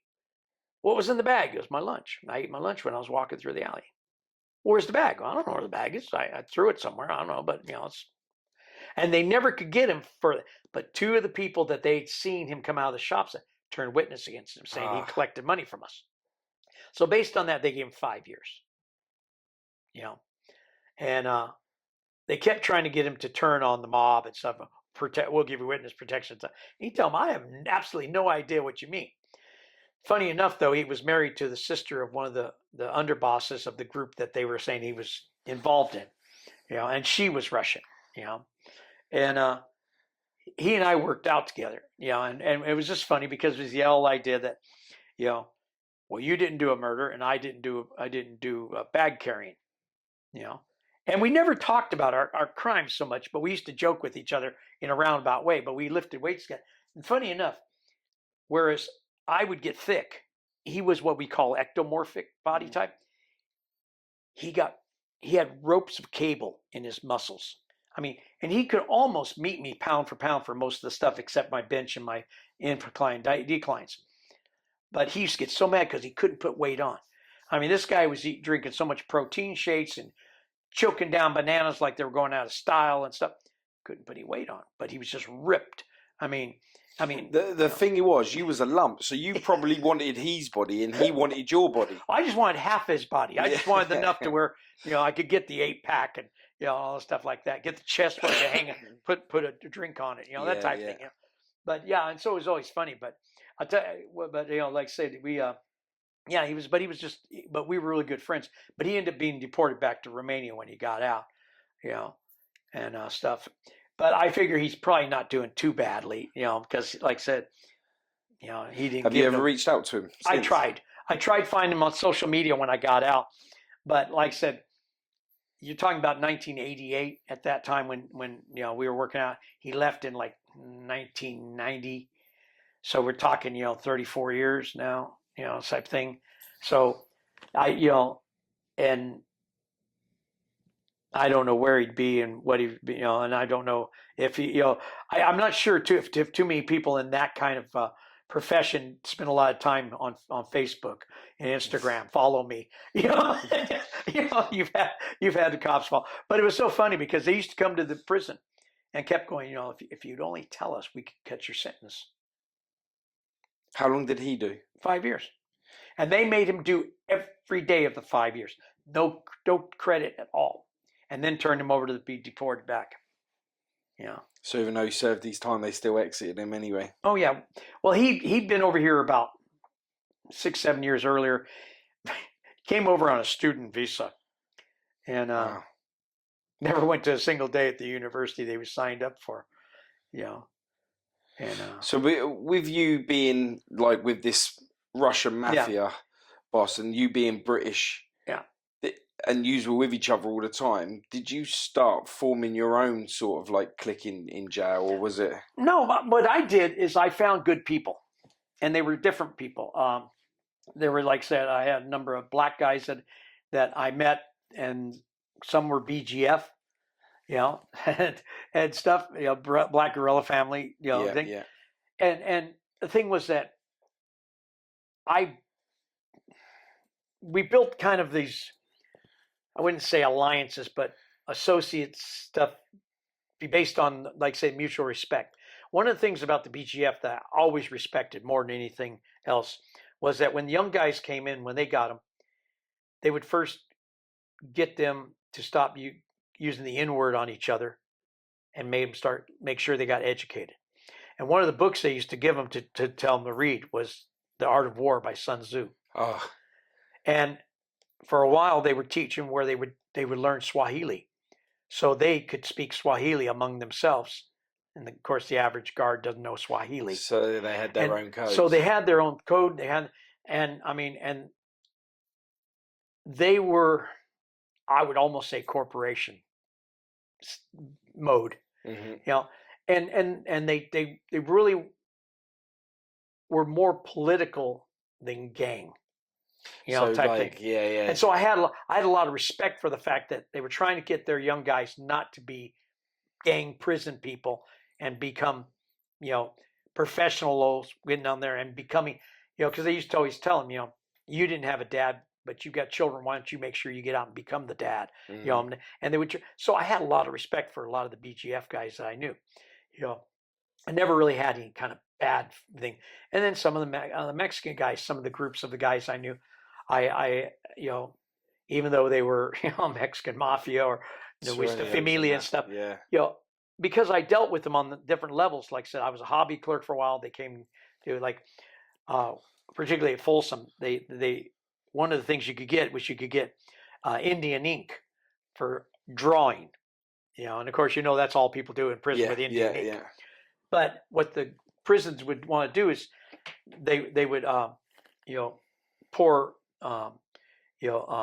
alcohol into it to vodka. Well, no, the rubbing alcohol. Oh, right, yeah. So that it would kind of make it to, you know, mess up. And I went to the hobby manager and I told him, check this out. Here's the deal.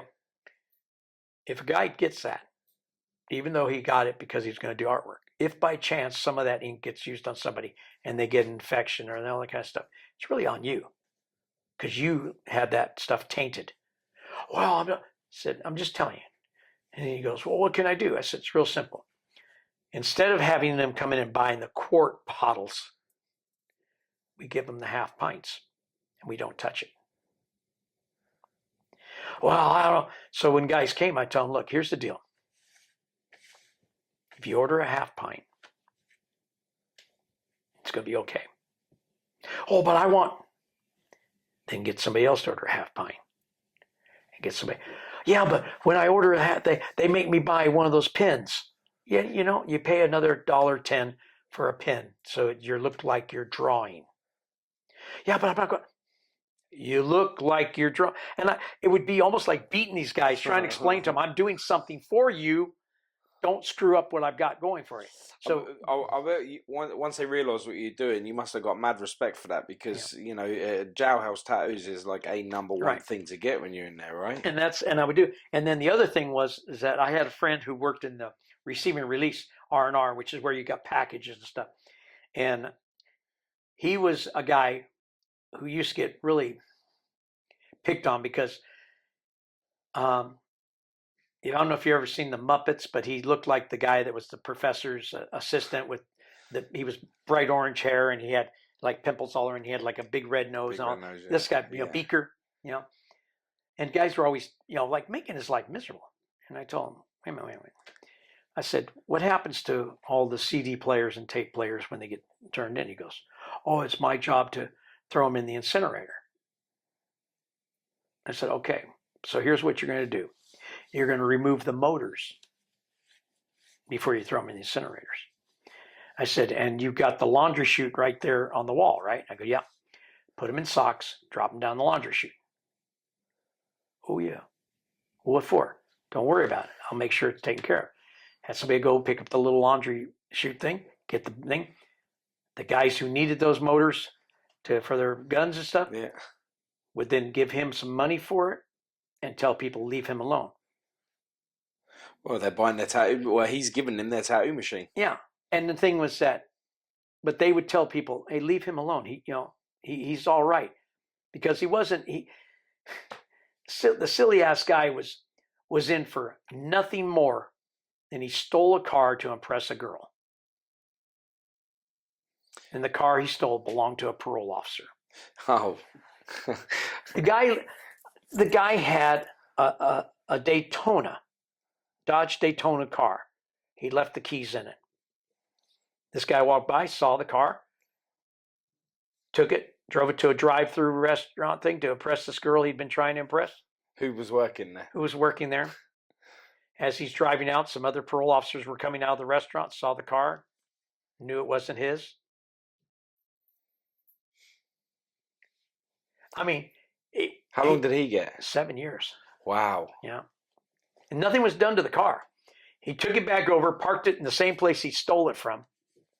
And as he was getting out, guns were drawn on him. 7 years. 7 years. He only did about half of that, maybe 2/3. But it was the idea. But the thing was, because he looked so funny, people thought they could pick on him. But suddenly he had value because he was the guy that could get this stuff. And so now the guys who could say, hey, leave this guy alone, leave that, we're telling people, hey, leave him alone, man. He's all right. And then he'd come out to the yard and they'd give him an ice cream, little pint of ice cream, and he didn't. Oh, well, that's thanks. He probably didn't even want to leave jail. But the thing was, He'd become somebody. He'd become somebody, but it was really funny because he didn't really understand why what he was doing was all that. It's a good job he had you there. And then this is so I would step up, because it's like kind of like when I had some youngsters come in, and you could tell they came in on a little nickel and dime stuff, petty thefts and stuff, and they didn't want to get caught up in the gang stuff. And I had a couple, because I was working at DVI before I got out, and I worked in the psych department. I would see every person who came into prison had to come through the psych evaluation thing before they were housed. Right? And I had young guys, and I even had other guys who knew me from years ago go, hey man, you go talk to that guy, just keep him out of getting caught up in this other stuff. So I tell them, here's the simplest way to stay out of getting caught up in the gangs. I say, when first chance you get, go to the library and get a book. Not a comic book, get a book, read a book, and constantly read books.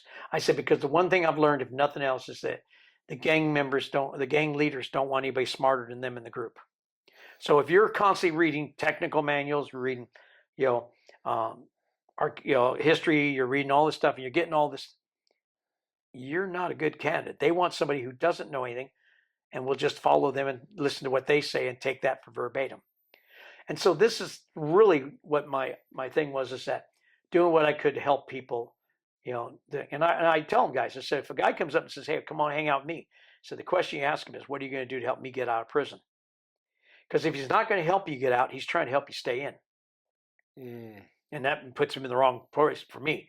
I said, and even if he can't do nothing else for you, but encourage you to go to school, go to work, doing the positive things. If he can't do nothing else but encourage you to do positive things, he's still helping you get out. Yeah.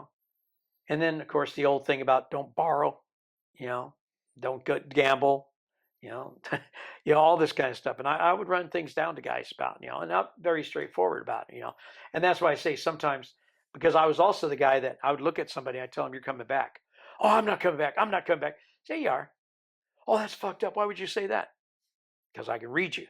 And one particular guy, though, was really funny. It was one guy, he had this beauty queen wife, and she was a little thing, but she was just, she was one you could easily see.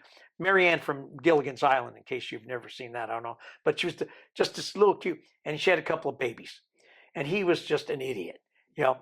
He gets a job in a fast food restaurant and steals the money from from in front of a camera.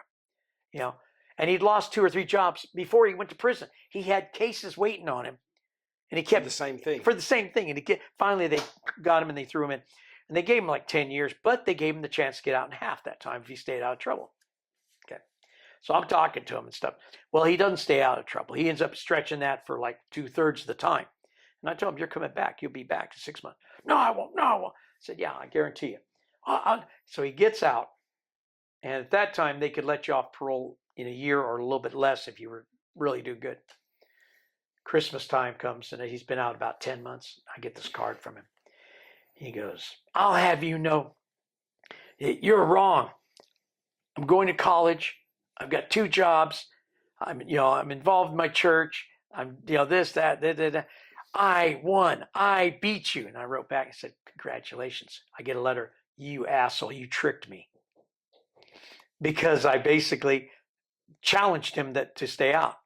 So he went overboard to stay out by getting himself so much to do. He couldn't be around the guys he'd been around before. He was more involved with his family, his parents, his in-laws, his wife, his kids. But suddenly I'm the asshole because I tricked him. Yeah. I think it's a good thing you done, because you got in his head, which made him think every time he was going to do something wrong, he thought of you and what you'd said. Yeah, I've done community service, right? Which in the UK, like if you don't go to jail, you get community service. And the guy, I had like 2 hours left of my community service. He was going to throw me in like a second-hand shop or something. And he turned around and said, he goes, if you promise me not to come back, I won't put you in this second-hand shop to work. And I said, I swear to you, if you don't put me in there, I will not come back. And he was like, we'll put money on it. I said, all right. And he said, £1. I said, £1? He goes, yeah, no one wants to lose a penny, let alone £1. Yeah. And that stuck with me. Yeah. I'd never done community service again. Yeah, and so I mean, but that's why I'm saying. But that's also, like, say, a big reason why I choose not to be, like, say, a miserable person and bitter and all that. Because, like I said, I do, and funny enough, because when I came back, ever since I was a little kid, when I was like, I think it was 6.5, I went to Phoenix Zoo. I went in there and they had these little glass cages like for animals, and they were like snakes and stuff. And they had a hedgehog. It says British hedgehog. There's one hedgehog in this barren glass cage with a piece of wood and like a little water dish. And this hedgehog is just like looking so damn miserable, right? But I used to come to it like every week to see it. And one week when I went, it wasn't there. I asked the guy, he goes, "Oh, it died." And he just said it like that. It just died. And I was thinking to myself, well, you miserable sorts, man. You left that thing there by itself, gave it nothing to interact with. You just, like, to me, but because of that, I always had this thing in my mind. I always liked hedgehogs. Just don't have, it's a thing. But when I came over here, I'd made that comment to people. People actually gave me stuffed hedgehogs and stuff like that. So I have a nice little collection of them. But anyway, and I have a hedgehog pin on my leather jacket. But I got a job working at a wildlife rescue center doing maintenance. I put roofs on some of their stuff. I put new wire up on some of their things. Put windows in there when they're duck and geese thing. But they had hedgehogs, and I got to actually go there and hold the little hoglets, and and to me that was a great little thing to be able to. Is that what they're called? Are they hoglets? Yeah, hoglets are when they're babies. Yeah, they're little hoglets and stuff. I didn't even know that. Yeah, they're little hoglets and stuff, and it's like, so it's like kind of cool for me, But I've had couple people that were like, say, the nasty type guys going, "Oh, that's kind of that's kind of fairy-ish, and that's kind of this and that's kind of that," because I mentioned I like hedgehogs. Well, I'm sorry, they're British, they're ours. It's kind of like I like the red squirrel over the gray squirrel. They're ours. They're not the other. The others are invasive species. And it's just little things like that. So, but yeah, I mean, but yeah, I was doing this one before COVID. When COVID hit, they wouldn't let us come because we were old. Because and I tried explaining that, and I told them, check this out. If you think of all the stuff I was injected with when I was in the military, all the stuff I was injected with in prison over the years, all the diseases I was in, came in contact with in prison and stuff like that. I said, I pretty much think I've got an immunity factory in myself that pretty much anything coming in is going to have to fight for its life to try to get to me. So for me, it was no big thing. But I really enjoyed going out there and being around animal stuff. And like now, the one thing I hadn't had since 1979, I hadn't had a dog, and now I've got two puppies. I've got a little French bulldog, and I've got me a little micro exotic bully.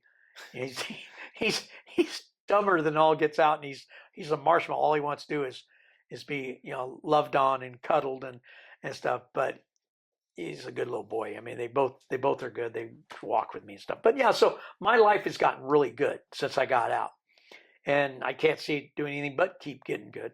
Like, so I'm going back to the TT races this coming week. I remember you said to me in text message, this will be my first time that I'll remember actually being at a TT race. I've seen it on TV, but I'm going there, and I've got some good mates on the aisle. One of them has got us free accommodations for the time we're going to be there.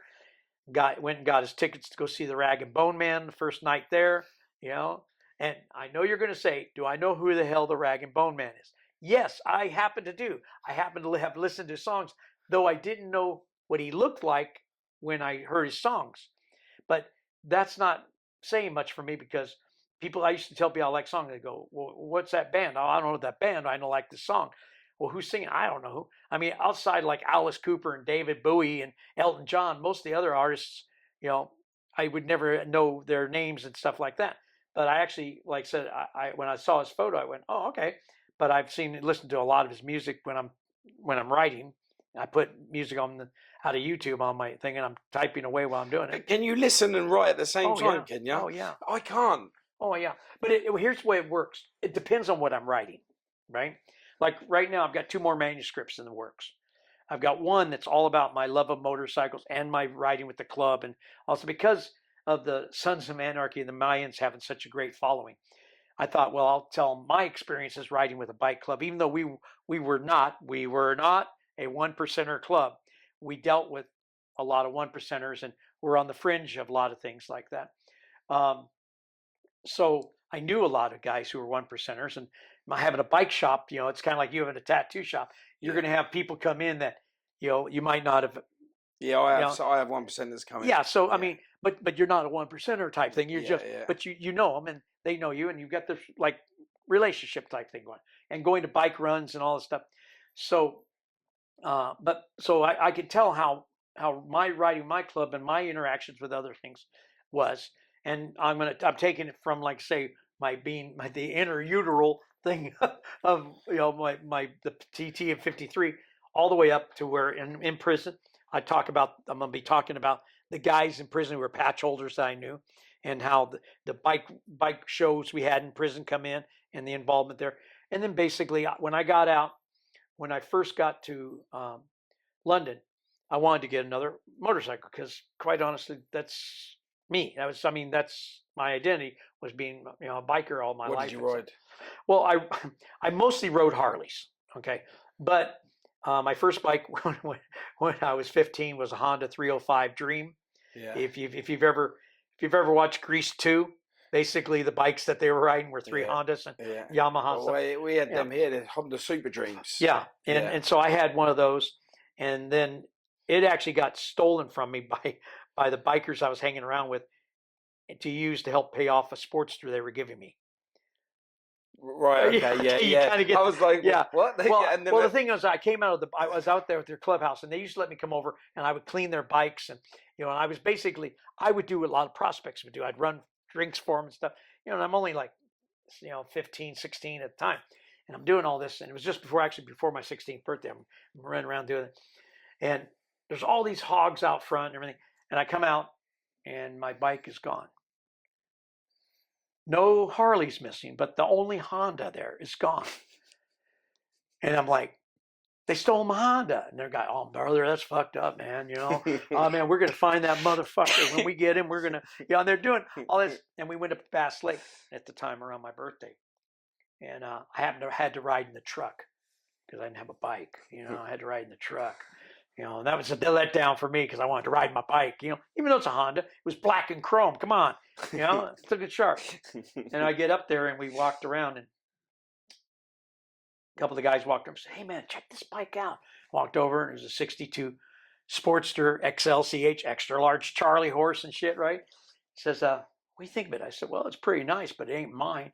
And the guy goes, "You want it to be yours?" I said, "I'd love it to be mine." I said, "Not a problem." Whipped out, paid the guy the money.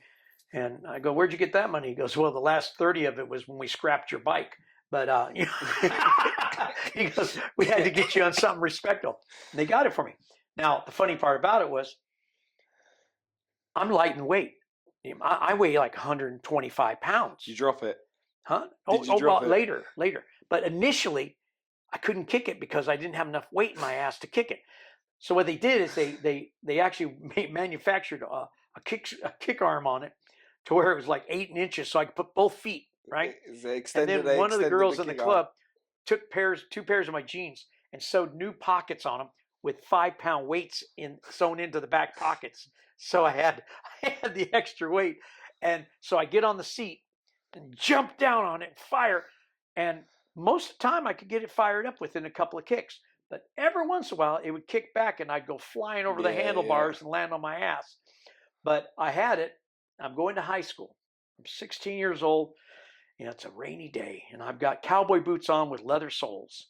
And I come around, and my high school was broken up where you had classes in what they call mods. So you might have a class for mod 1, 2, and 3. Somebody else might have one for 2, 4, and 5, and so not everybody's out between classes. You always only got a few people out. I come out because I had like a mod break. I had one mod. I didn't have to do anything. So I'm going to ride over and get me something to eat at the little, restaurant, little Daisy hamburger shop. So I come out in my Harley. I come up and I get ready to make this left-hand turn. And just as I put my feet down, the bike and everything goes. And I drop the bike and I can't lift it. I'm like, I can't. Are you wearing patches as well at this time? No. I'm just a kid that hangs around with them. But because I'm only 16, I'm trying to get this thing up. these two girls from the wrestling team that come over there built about like you are, and they pick my bike up and hand it and go, there you go. The next day, was there many people watching this? there was only about 4 people, and these 2 girls went That back. was enough. And That went, was well, enough. no, actually, it didn't get around to the school for almost a year. The 2 girls went back and told the other guys not to laugh because they were guys, and these girls were bigger than the guys were. You know, like I said, they were big wrestling girls. The next day, though, I brought my car. I had a '56 Chevy Bel Air. I brought my car over, and I took all 6 of the girls in that little wrestling squad out to lunch. You know, and but it was a year later that somebody came up and says, "Hey, man, I heard you dropped that Sportster," and I said, "Yep, I did. I heard girls had to help you pick it up." I said, "Yeah, because you punk ass guys couldn't come over and do it." "Oh, why are you putting us down like that?" It's real simple. 2 of you guys were standing there. Where were you? You know? "Oh man, where were you?" But what happens is when I got back, I actually told one of the guys, one of the prospects, and he goes, "No problem. Let me show you." Grab the front end, rolled it up, and that's as easy to bring the bike up off the ground. But I didn't know at the time. So, but you know, but it was the funny thing. But you know, like I said, again, at that time I was really embarrassed about it. Now it's just like I said, it's just part of the teaching, learning experience and stuff. Because I used to get on guys when some guy go, "Oh, that guy's a wannabe," you know, and I tell people I don't have a problem with a wannabe. I have a problem with a never be. Yeah, I like that. I said, oh, you know, a wannabe, somebody who wants to be something, he's got to walk through the trials and tribulations to get there. Yeah, we call them tomorrow men. Yeah, I mean, a never be, you know, yeah, he buys the Harley stuff and he hangs out in the corner and, you know, and that's it. You know, he's not going to ever have a bike. He's never going to, he just wants to have all the things. And I used to joke with people about that. I would take the Levi tags off my jeans and all the stitching, the chevron stitching or whatever. And I would take Harley Davidson off any tanks and stuff I had. I said, because first off, I didn't want a man's name on my ass, on my jeans. And I said, and then Harley Davidson, I'm not advertising for them. They didn't help me buy the goddamn bike. I had to buy it myself. Why am I going to advertise? And that's why it was always funny when I got out now and I see everybody wearing, you know, all these really designers things, right? Yeah. I'm thinking nobody's doing anything for you. You're giving them millions and millions of free advertising. Where they give paying for it. Paying for it. But that's why the women, when I've seen the women with the MK, the Michael Kors bags, yeah. I go, "Hey, thank you." And they go, "What?" I said, "Well, you got Morgan Kane bag." You know? Some of them think it's funny, some of them don't. But you know. So you went to jail. What was the year you went to jail? I got arrested in 1983 and actually went to prison in 1984. Funny enough, I went to prison on the other kid's birthday. Wow. February 27th. That was the day I arrived in the prison system. Subliminal messages right away throughout your life end up being such a big part of it. Yeah. That's absolutely crazy. But what was the year you got out? I got out. I got released in December 18th of 2017 to immigration, and I went to immigration for 2 months. And the thing was, the way it went down is, like I said, I'd been denied by the governor originally in 2013 and had to go 4 more years till I got found suitable and went back for the governor. So I'm sitting there and I'm thinking, oh, fuck, he's going to screw me again. I'm just thinking this because he waited till 2 days before the end of the chance for him to take it when he took it the first time. So I'm like, oh God. So wow, suddenly, so you thought you was getting out in 2 days' time? In 2013. And then he froze. And then they tell you you're not getting out. Told me I'm not getting out. Yeah. And wow.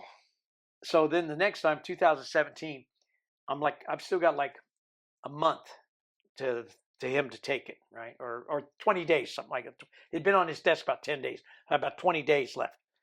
I'm sitting there, I'm thinking he's gonna wait till the end and just do me again. I'm just thinking this, right? And everybody's like, no, he won't do you again. I said, well, you know Cowboy down the road, yeah? I said, they've done it to him 5 times. I said, once they walked him all the way down to R&R, dressed him out, and the parole officer walked him to the gate before the governor said no, and they took him back in and under. Yeah. Oh So I said they can be really cruel about this kind of stuff, right? So I'm sitting there. Phone call comes in at like 5 minutes to 5 in the afternoon. You're going to be leaving at 2:30 in the morning, you're being paroled to Immigration and Custom Enforcement. Come down and sign the papers now. The counselor's there for me to sign my papers. So I run down, I sign it, I get my copies, I run back up. Everybody in the wing knows because the cops tell them all, yeah. So guys come up, oh man. Funny enough, half the guys on the wing who I've known for years and years and years are like, oh, fuck you. And they walk back to their cells. Because the whole thing is that they weren't saying fuck me because they were mad at me. They were saying fuck me because the fact is I was no longer one of them. I was going to be a free man.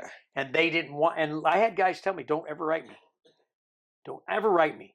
Do not hang into this. Do not keep in touch with us because we don't want to drag you. We want you to fly. Just drop us. We're rocks. We're weights.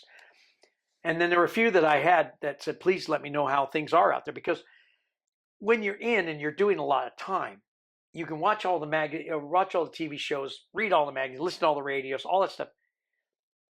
You really don't know. You think you do. You think, oh, I'm staying up on everything. I know what's going on. I know what this is. I know that. You don't. Did you think you was going to come out to the same world that you left before you went in? I believe that I was coming out to a world that I had a grip on. I knew it had changed. I mean, just in general, I knew because we were, at that time, we had MP3 players and so I knew things had changed. But I thought, generalization way, it wasn't going to be that much different. We didn't have flying cars like they kept promising us all those I was years waiting ago. for them 2000. Yeah, I mean, I was waiting for the car they in said we were going to have all that kind of stuff. So, so I thought in a lot of ways that we were going to have it. But when it happened, I go to immigration. And the first thing that they gave me, my counselor gave me this brochure. And it's a booklet saying you'll be taken to immigration detention. You will no longer be a prisoner. You're now just a detainee. And they show this brochure. And it shows you in beautiful, clean environment, nice big lounge areas, watching these huge TVs, all this stuff. No. I get turned over to the Sacramento County Sheriff's. They have like an extension ranch thing where they rent out sections for different government agency, and they had immigration had rented one of their, a couple of their dorm 200-man dorm things, and that's what I went to. So it was like dirty, crappy, worse than a lot of the prisons I'd been in and all stuff. But I'm there, and they're all guys trying to fight. 90% of them are wanting to stay in the States. They're Mexicans, they're Central Americans, South Americans, Asians, Africans, Middle Easterners, and they're wanting to stay, right? Me, I'm wanting to go. I can't wait to go. Please take me now, right? And I'd had deportation order since 2009 that says, that you are to be deported back to UK. You're illegally in our country. So I thought back when they gave me my deportation notice, I thought I was going to leave then. Of course, that didn't happen, right? Because they said, oh, we got to wait for CDC to give you to us. So I'm sitting in the immigration thing, and I see this little Mexican guy sitting over here. He's got a pack like this of papers. It's like, the fuck is that, right? I walk over and say, what do you got? Oh, I'm trying to get asylum. He goes, they say I got to fill this out, and I got to turn it into, I got to get to the court. I'm looking at it, and I'm thinking, I said, do you read and write English? He goes, no. He goes, I don't even read and write Spanish. He goes, I can speak it, but I've never been to school. Well, you got to fill this out in English. It's 100 pages. And it's all about everything, your history, why you're afraid to go back to your country, blah, blah, blah, blah, blah. Couldn't do it. Didn't have any idea how to do this. So I'll tell you what. Mind if I help you? Oh, no, that's great. It's okay. I've been a clerk. I've worked for captains and lieutenants and sergeants and psychs and everything. I've filled out a lot of forms, so I'm pretty good at it, So I sit down and start talking to the guy, and I'm filling this thing out. And I get it. We get it all filled out, nice and, knocked on the door. I see you comes. I said, hey, I need you to stamp this. It needs to be going to the court. Gives me the dead stare. Comes back, stamps it, gives the guy a receipt. That means it's going to go to court because he gave the guy a receipt. His name's on it, so he has to. But he's not worried about it really at the moment. He's just kind of pissed off that I'm involved, right? Because unfortunately, I speak pretty good American. And so he turns it. It's like 5 days later, the kid comes over to me and drops a whole bunch of canteen on me, candy bars and chips and stuff. And he goes, "Oh, thank you, thank you. They've accepted it in the court." Oh, okay. That doesn't mean anything. It just means the court's now checked it. And I said, okay, well, it's done properly, basically. Yeah. Now we're going to look at it. Okay. Next thing I know, I got guys coming over going, "Would you do mine? Would you do mine?" I got nothing else to do. I mean, they're watching soap operas on the TV. There are no books in there to read. So, okay, what the hell?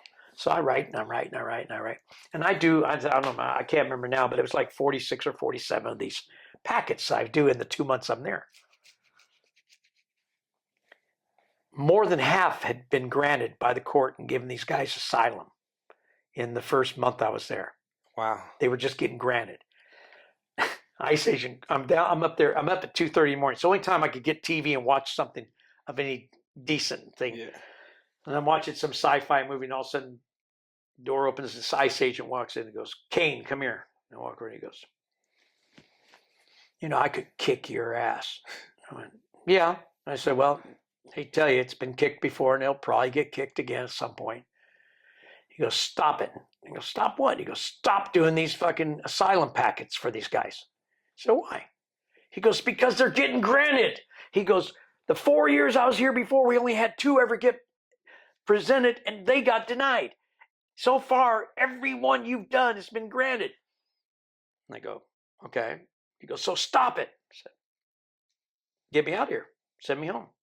The only way I'm going to stop. I got nothing else to do. Got nothing else going on here." Right? And the guys had been making me burritos and bringing me sodas stuff for doing them for me, and I never asked them for it, but it was their, "I want to do this because you're doing this for me." And he tells me, "I could take you out of this, take you to a room and just kick your ass." And I said, "Yeah." And I said, "That would look good on your resume. 25-year-old man kicking a 64-year-old man's ass. Yeah, that'll look good." So, of course, you got to go on the other way. What happens if the 64-year-old man kicks the 25-year-old man's ass? That won't look so good, will it? I said, "Oh, wait. Yeah, you probably get another dozen 25-year-olds, and the 13 of you can kick my ass. That will really work, it won't. Fuck you. And he walks away, right? Okay. Yeah. So I'm still doing my thing. Every morning at about 2:33, paper would flip out of the guard's tower.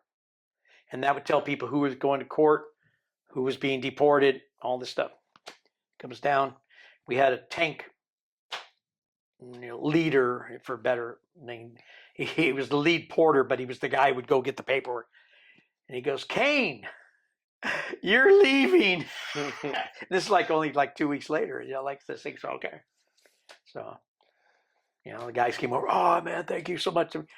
And then he's telling them, "Oh, yours has been granted. You're getting asylum. You'll be out here this afternoon." Because when they got asylum, when they were granted asylum, they were released that day. And there was 2 or 3 others that got granted asylum when I was going out to be deported. So they take me there, or they take me out of the jail, and they strip you out and all this stuff, body, orifice search you and all that kind of shit.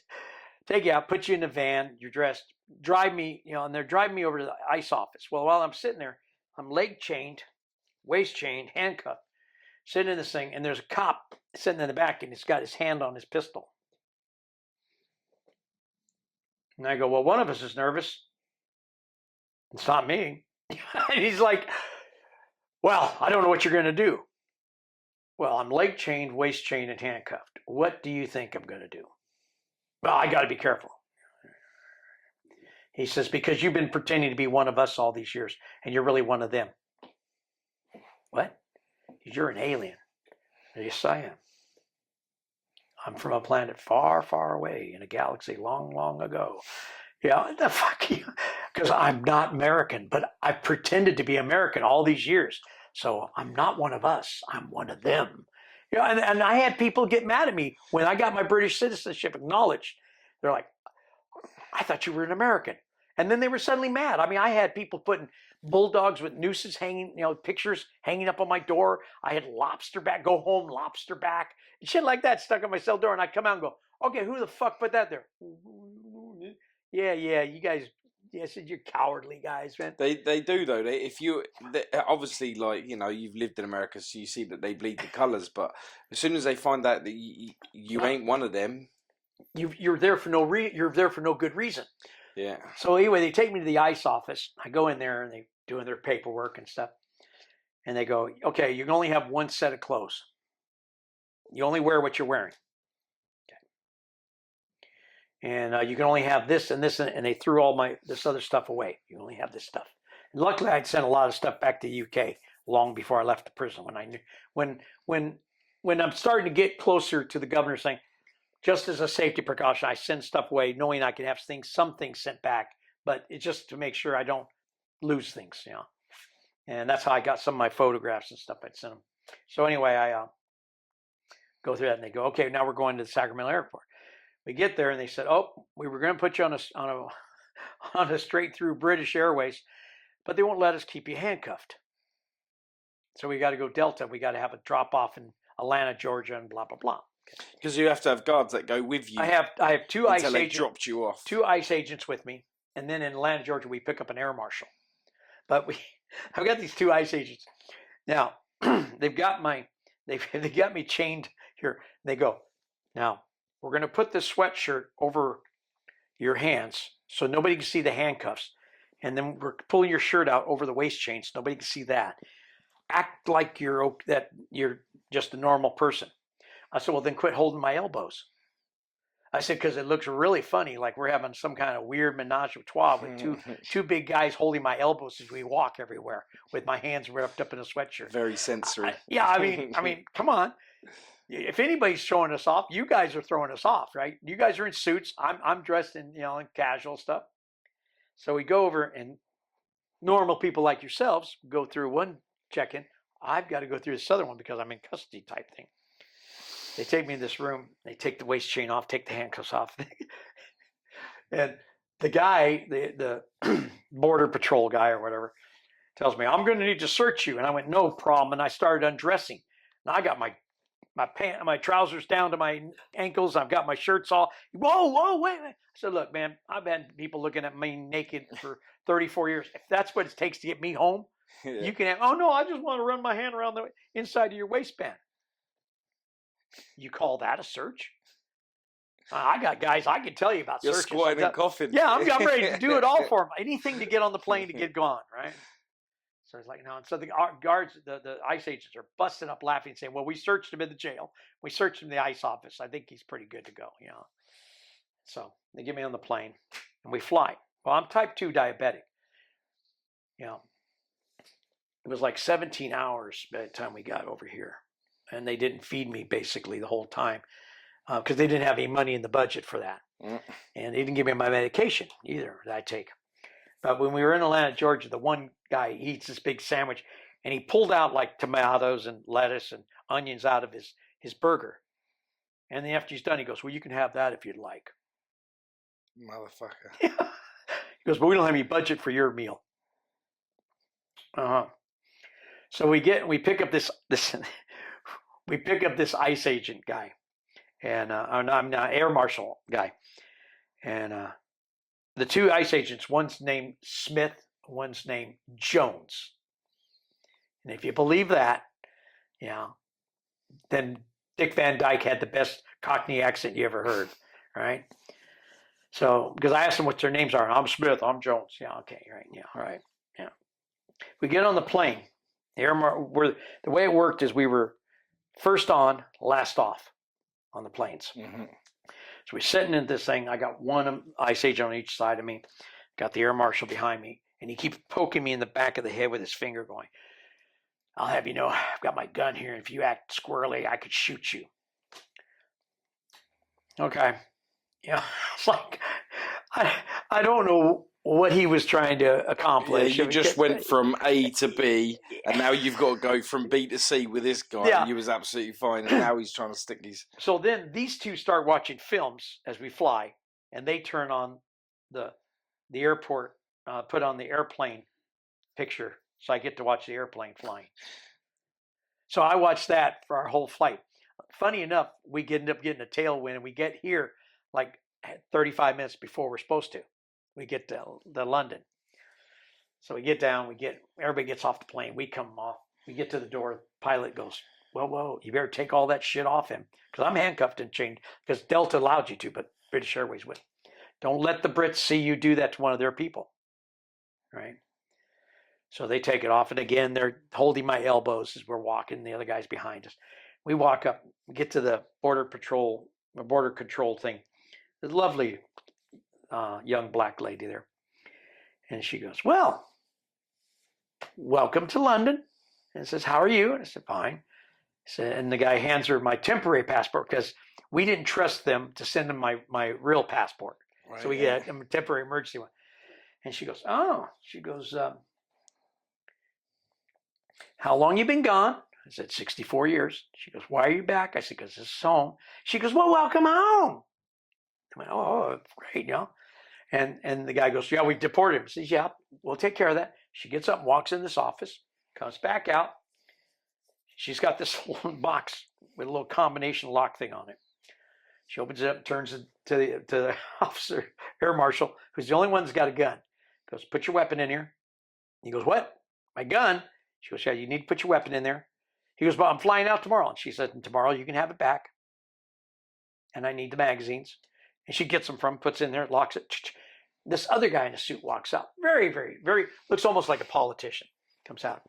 He goes, hi there, I'm from Customs. So he goes, so how long you been gone? I said, 64 years. Why are you back? I said, because I'm home. He goes, okay, so now you just walk down here, and there's the carousel there. You'll get your baggage, and then just take a ride, go on out and catch the people mover, and you'll find your transport areas down there. The guy goes, we've deported him. Where are the police? He goes, what police? He goes, well, we deported him. He goes, yeah, and he's home. Yeah, but we deported him. He says, yeah, and he's home. And then they go, well, where can we get a taxi? He goes, well, you get the tube down here. No, we want taxis to our hotel. Yeah. So they went another way. And I walked down, and they had the drug dog and stuff down there, right? And the dog sits there and he watches me go by, and I hear a guy go, don't pet it. Because I guess I had that look in my eyes. I wanted to walk over and pet it. But anyway, went down, picked up my little bag, walked down, got on the people mover, went down, met the person that was meeting me, and then went home to their house on the tube. And the tube I'd never been on a people mover. That was a little bit of a, what the hell is this? Because your equilibrium gets a little moved when things. And then we got to the tube, never been on a tube. And she was concerned about my PTSD, because I have been diagnosed with PTSD as my childhood, military, and prison. So she was really worried about it. And in prison, you don't let people get like closer than this if you don't really know them. And in a tube, I got people that are like inside my t-shirt. Yeah. And I'm sitting there, and the lady was standing across from me, and she sees me going, and she's waiting for me to start pushing people and going off on these people, right? But all I could think about is I got to get through this to get to the next part of my life. And as we go down the tube, people start getting off. Finally, by the time we get to our stop, really aren't anybody on it. Well, the lady, she had been a council person, and she'd been, in working for the government and all this stuff. And so she'd been involved in schools and stuff. So she knew a lot of police officers from her different jobs and stuff. So she told some of them about me. And like I said, I didn't have a book or anything at this time. It was just word of mouth. And a couple days, I think it was 2 days after I was there, knock on the door, open the door. There's three cops standing there. And I called her and said, hey, your friends are here. Open the door. Go, you guys want some tea? Told them, go on, sit in there. I'll get you some tea. And I asked them how they wanted it. Went out and made tea for them, brought tea into them. Right. And I'm talking to the guys, right? And I'm sizing them all up and stuff. And when she left, she goes, I'm surprised you weren't nervous about it. I said, well, first off, I hadn't done anything. And second thing, they don't carry guns. I said, so I'm not really worried about them. I said, I sized them up. I said, worst comes to worst. I said, I think I could take them all. And she's like, well, that's not how you're supposed to think over here. She goes, now you're British. She goes, I got to get all the John Wayne and Clint Eastwood out of you. She goes, that's what Americans have in them.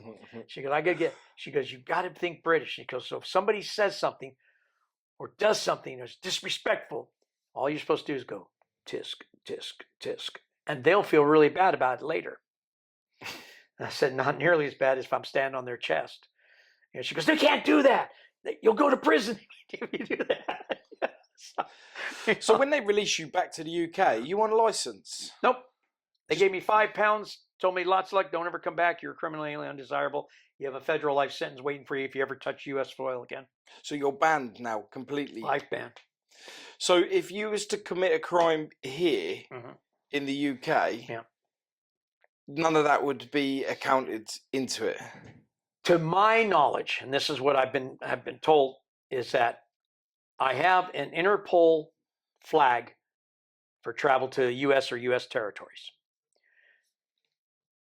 But interesting enough, when I got deported, my deportation papers only list the fact that I illegally entered the US and remained in the US.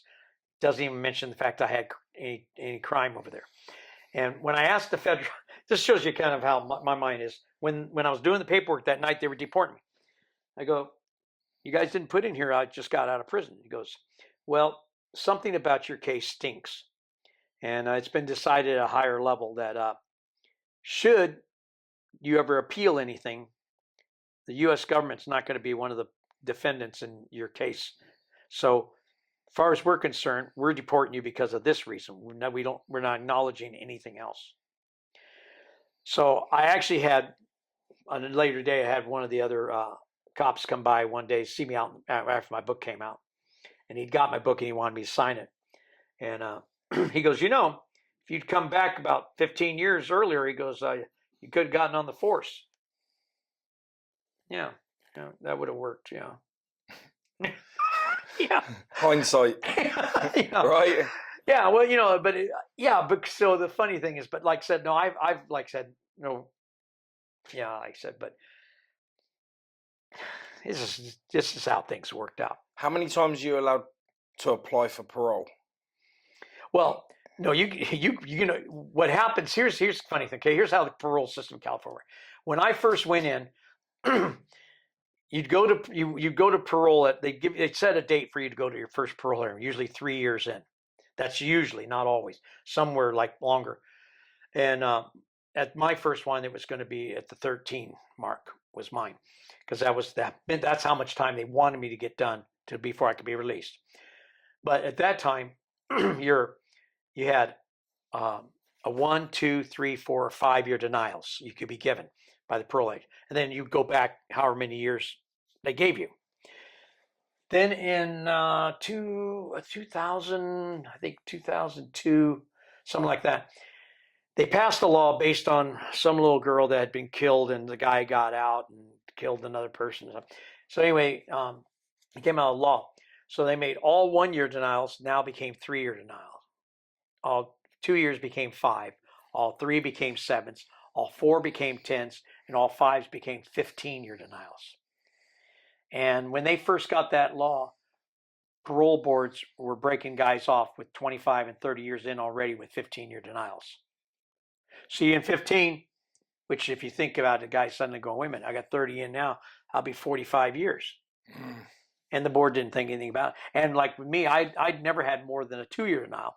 And the guy goes, first time I got one, the guy goes, in 2000, it was like 2006, the guy tells me, yeah, I'm going to give you a 5 year denial. I said, 5? He goes, well, it's really like a 2. If you invert the number around, a 5 and a 2 is like the same thing. No, no,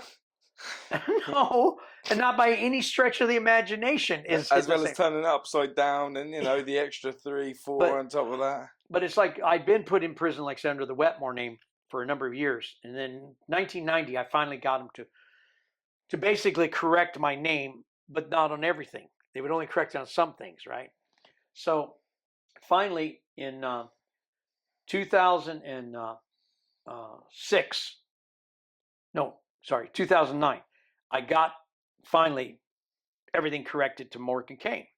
So when I go to the board that year, I got a district attorney out of Fresno. And the thing was, The district attorney to me, who promised me nobody would show up and didn't go against me, he left office. New one came in, and so the agreement from the previous one didn't matter. It was no good anymore. Oh, that was his agreement with you, not mine. So they have this guy, and we're sitting in there, and the board commissioner goes, "So we're here for Morgan James Kane's parole hearing," and they asked the DA, "Do you have any opening statement?" He goes, "Yeah." It's like, "Where'd you get Morgan James Kane from? That's kind of a cool name." "My mom gave it to me." And he gives me this deadpan look, like, "So what? Are you going to say something about my mom now?" No, I'm good, and didn't say another word, for most of the hearing. It's crazy, man, because you see here in the UK, if you get committed Mhm. for an offence under an alias, I don't think, and then they come out that that wasn't your name. Yeah. How does that work? I'm surprised they never threw that out. Well, no, what they do in America is they just put it because I've got the document. It says true name, and this is when I first went to prison. It says true name Morgan James Kane, also known as, or known name shown on indictment. This, right? Names, yeah. But what happened was I should have gone to prison on Morgan Kane because it said right there on the thing, true name. But what happened was when I went to the reception center, I'm new in prison, but like I said, I've got tattoos, so everybody assumes I've done time. So I get called up to this desk, and they've got this guard sitting there. And he goes, 2 names. Oh, you're making this difficult. 2 names. And so trying to be helpful, because I'm a reasonably helpful guy, I go, well, if you see that one, it says true name, Morgan James Kane. The other one says also known as name on indictment. I got the badge. I know what I'm doing. So he puts me under Wetmore. And then this other inmate walks up and says, "Hey, you got to forgive him. He's only been 2 weeks on the job. He just got out of the academy." And it was like this thing for, I had to go to the Secretary of State and had to go to 2 courts to get him to give me my name back. It was a long draw. It was like 7 years, 8 years to get him to fix my name. And then they only partially fixed it. Oh, you could use your name. One prison would say you can use it on this and this, but you can't use it on this. And the other would go, well, you can use it on this, but you can't use it on this. And so throughout my whole record, there's all this. That's what made a lot of people think, oh, he's trying to pull this shenanigan. No, it's because they couldn't keep their own records. They couldn't figure out. I mean, there was even one point, because they had me under Wetmore, WETMRE. And my prison number was C81562. They had a black guy named Whitmore, WHITMORE, and he was C81564. We have the same counselor. I go into a council meeting one time, which is just the prison council thing, see about job changes and transfers and all this stuff. And the guy looks at me and says, "You're looking pretty good for a 40-year-old black man." The captain and I went, "What?" Turns out my counselor, just being the way my counselor was, just started throwing chronos and documents in our files. Wetmore, it just went in. So he had shit from mine. I got shit from his. He goes to the board. He gets denied because he's got paperwork of mine in his file. He comes back and gets mad at me. I tell him, "Hey, check this out. Do you think I put that in there?" "Well, no. "Well, then why are you over here barking at me? Go bark at the counselor." "Well, because you're easier to get to." "Yeah, but ain't nothing going to change if you bark at me." I said, "I got shit in my file of yours." What do you got in my file?" I said, "Well, I got your mom's address." "What?" So you go better see the counselor, tell him to get shit out of my file while you're there. And he went storming across there. 20 minutes later, he comes out in cuffs, going off to ad seg, because apparently he got in there and started flipping desks and screaming and calling. How long in seg did they give him for that? Oh, he went to ad seg probably, I think, 30 days or something. It wasn't long, but it was just the idea that, we flipped out and, and all that stuff. But I mean, like I said, that's why it was funny because when I was doing one of my other interviews, a person says, "Well, I hope you have enough stories." So I got 34 years in prison, not counting anything before that. Yeah, I think I got a few stories here and there I could still share, and stuff. But yeah, I mean, but like I said, I've been to the Isle now 4 times. This will be my 5th time, and I'm, like I said, really stoked about going to it. I'm looking to get another Harley because what I was going to tell you is I did get a motorcycle when I got over here, but it was one of these things again. I have a few issues with some of the British rules. There's this thing called health and safety. It really sucks, And then the fact that people over here keep trying to tell me you can't do something. And I've always told people, don't ever tell me I can't do it. Tell me I shouldn't do it. Because you say can't, you putting a challenge before me. I got to try to. That's the English in you. Yeah. So this is my argument, right? So anyway, I go and I get my car license. Now, it took me 3 tries on getting on the computer thing because again, I'm not a computer person. Mm-hmm. And the thing that kept killing me was the hazard perception one.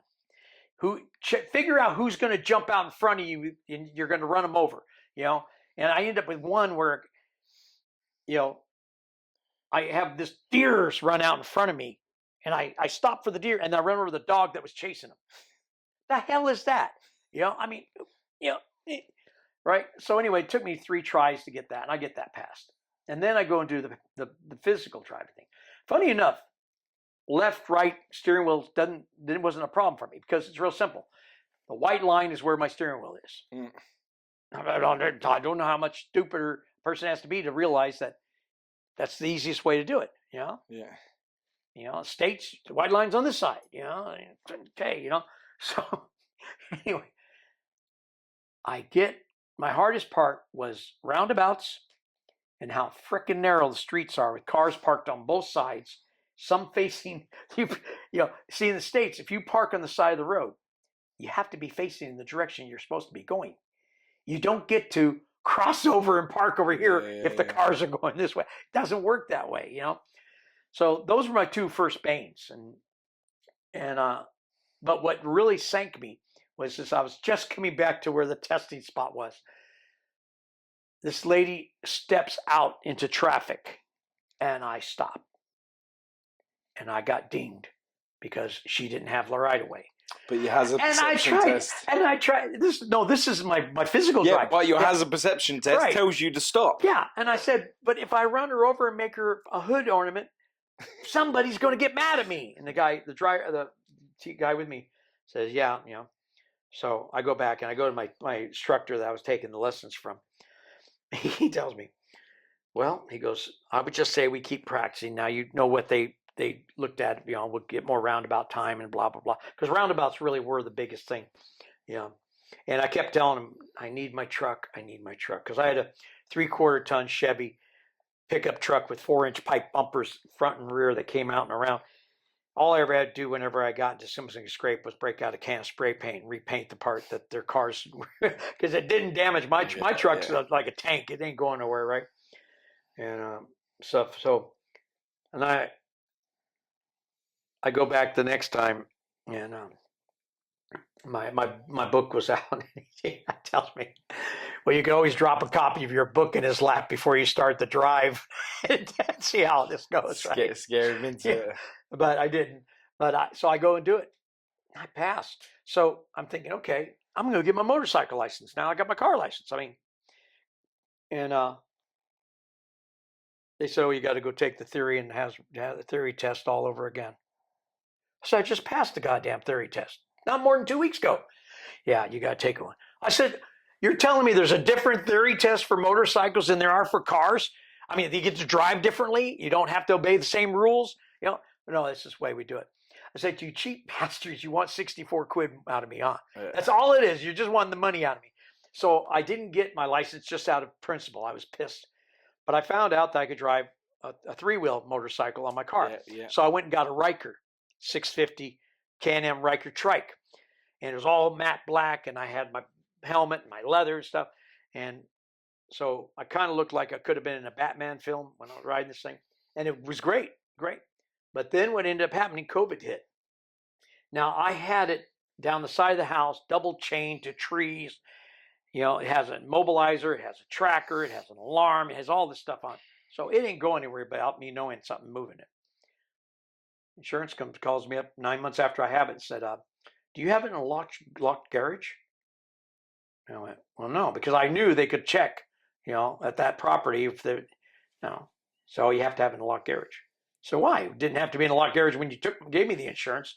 Oh, well, because yours is kind of a unique, rare thing, and it's highly possibly to be stolen. I said, if it's so rare and stuff, you're going to more likely be able to find this one than you would other ones because there aren't that many of them. So if they try and sell parts or something, you're going to find it, right? I don't know. So the guy told me, we're going to cancel your insurance if you can't get a garage. And there was no feasible garage that nearby that I could put it in. So I ended up having to let it go. Funny enough, though, I got £100 more for the bike than what I paid for it. Nice. Yeah. So anyway, so I've been wanting to get another bike, but last September, I had total left knee replacement done. Oh. And I was off crutches in 4 days, off a walking stick in a month. And so it's not, doctors are all amazed. Oh, and I said, well, it's the real thing about it is that I don't like to let things keep me back. So I'm going to push myself, do what I've got to do, walk more. Every exercise they told me to do, I did, plus, that type of thing. Yeah. It's just, I do 3 of these. No, I'm going to do 30 of those, that type of thing, I can see that about you. I can see that your determination to keep pushing through. I mean, bloody hell, man, from the story right from the start, I think we're like nearly like 3 hours in, and it's like, I don't even know what to say. It's like, it's almost unbelievable, but it's true. Well, now the thing was that I like I said, I'm looking to get another bike because every time I've fulfilled one of my, what people call bucket lists, but I call them dream lists. Yeah. Every time I've checked one off, I come up with more, right? And one of the ones that I wanted to do is I wanted to be able to ride a motorcycle around the Isle of Man, the mountain course, because I was born in Hillberry, actually right off the corner of one of the courses. And not during the race time. I'm smart enough not to be thinking that, but just the idea, because somebody gave me a mountain patch, and I said, well, I can't sew that on until I've done it. That, yeah. It's just, to me, I have to feel I've earned that, right? So originally, I wanted to get a 1954 BSA because I was born in 54, and both my mom and her mom worked for the Birmingham Small Arms munitions factories during World War I, World War II. I got a picture of Grandma. It's like 17, working on one of the shells. And I thought that'd be really a great honor to them. Well, I hate to say it, but partially because of my accent, I've had a few people kind of work me a little bit on the bike stuff when I was trying to do it. I had a guy I was trying to buy some BSA parts from, and I caught out the fact that he was trying to sell me mismatched shit just because he figured I wouldn't know. I don't like being played. So anyway, push comes to shove. I decided I was going to see about trying to get me a bike that was up and running and, not something I had to do any work on because I don't really have the place. And I really don't have the time. I got too many things going on in my life. I got trips I want to take with my lady and things along that line and stuff. And so she built a shed in the bottom of the garden, and that's what they tell me in England. A woman loves you if she builds you a shed in the bottom of the garden. It's kind of one of those things. So I'm thinking, okay, I'll be able to put it in there when store it out of the way. Unless I'm using the shed, I'll pull it out. So I go in there, 88.5 inches. So I've got to find a bike that's less than 88.5 inches to slide in here so it fits under the workbench and stuff. So I start looking up and people start telling me, oh, you ought to get a Yamaha 650 dragster. Okay. 91 inches. Okay, that's not working. Oh, you ought to get, the Kawasaki such and such. Okay, that's 89 inches. Not working. I'm going through looking up Harley Sportster 883, 88 inches. Okay, 88, twist the wheel. I'm going to get it under that and get it down to about 78 inches, or get about down to 74 inches. And so basically, I thought about getting me a Sportster 883. So now the thing is, but because the British government was really kind to me, when I came over, I only had £5 in my pocket. And they sent me down to a thing called the Job Center. Yeah. I went in there, I spoke to the guy, and the guy looked at me and says, you're kind of old. Says, you're going to retire soon. So we're going to put you on ESA, and don't bother coming down checking with us. We'll just, when you hit your retirement thing, here in a few months, we're just going to retire you. And that's what they did. They put me on pension credit and told me, lots of luck, go on and be retired, be a whatever you could do as an old man. I went, yeah, I don't know what an old man does because I've never been one before. And so I've been on pension credit. So basically my income is my pension credit and then whatever little royalties I make on my book right now. So I put money aside, and it's one of these things where I plan for trips, and we've gone to Liverpool and we've gone to London. And like, so we've been to the Isle of Man. We're going back to the Isle of Man. I'd like to go to Ireland or Northern Ireland and a few other places. So I'm doing this thing where, but I put money, but I'm hoping that probably by my birthday in February that I'll have the money up and it'll be winter time and some people will be wanting to get off their bikes because thing is interesting is that the only thing I didn't like riding in was hail. And this, of course, back when you didn't have helmets.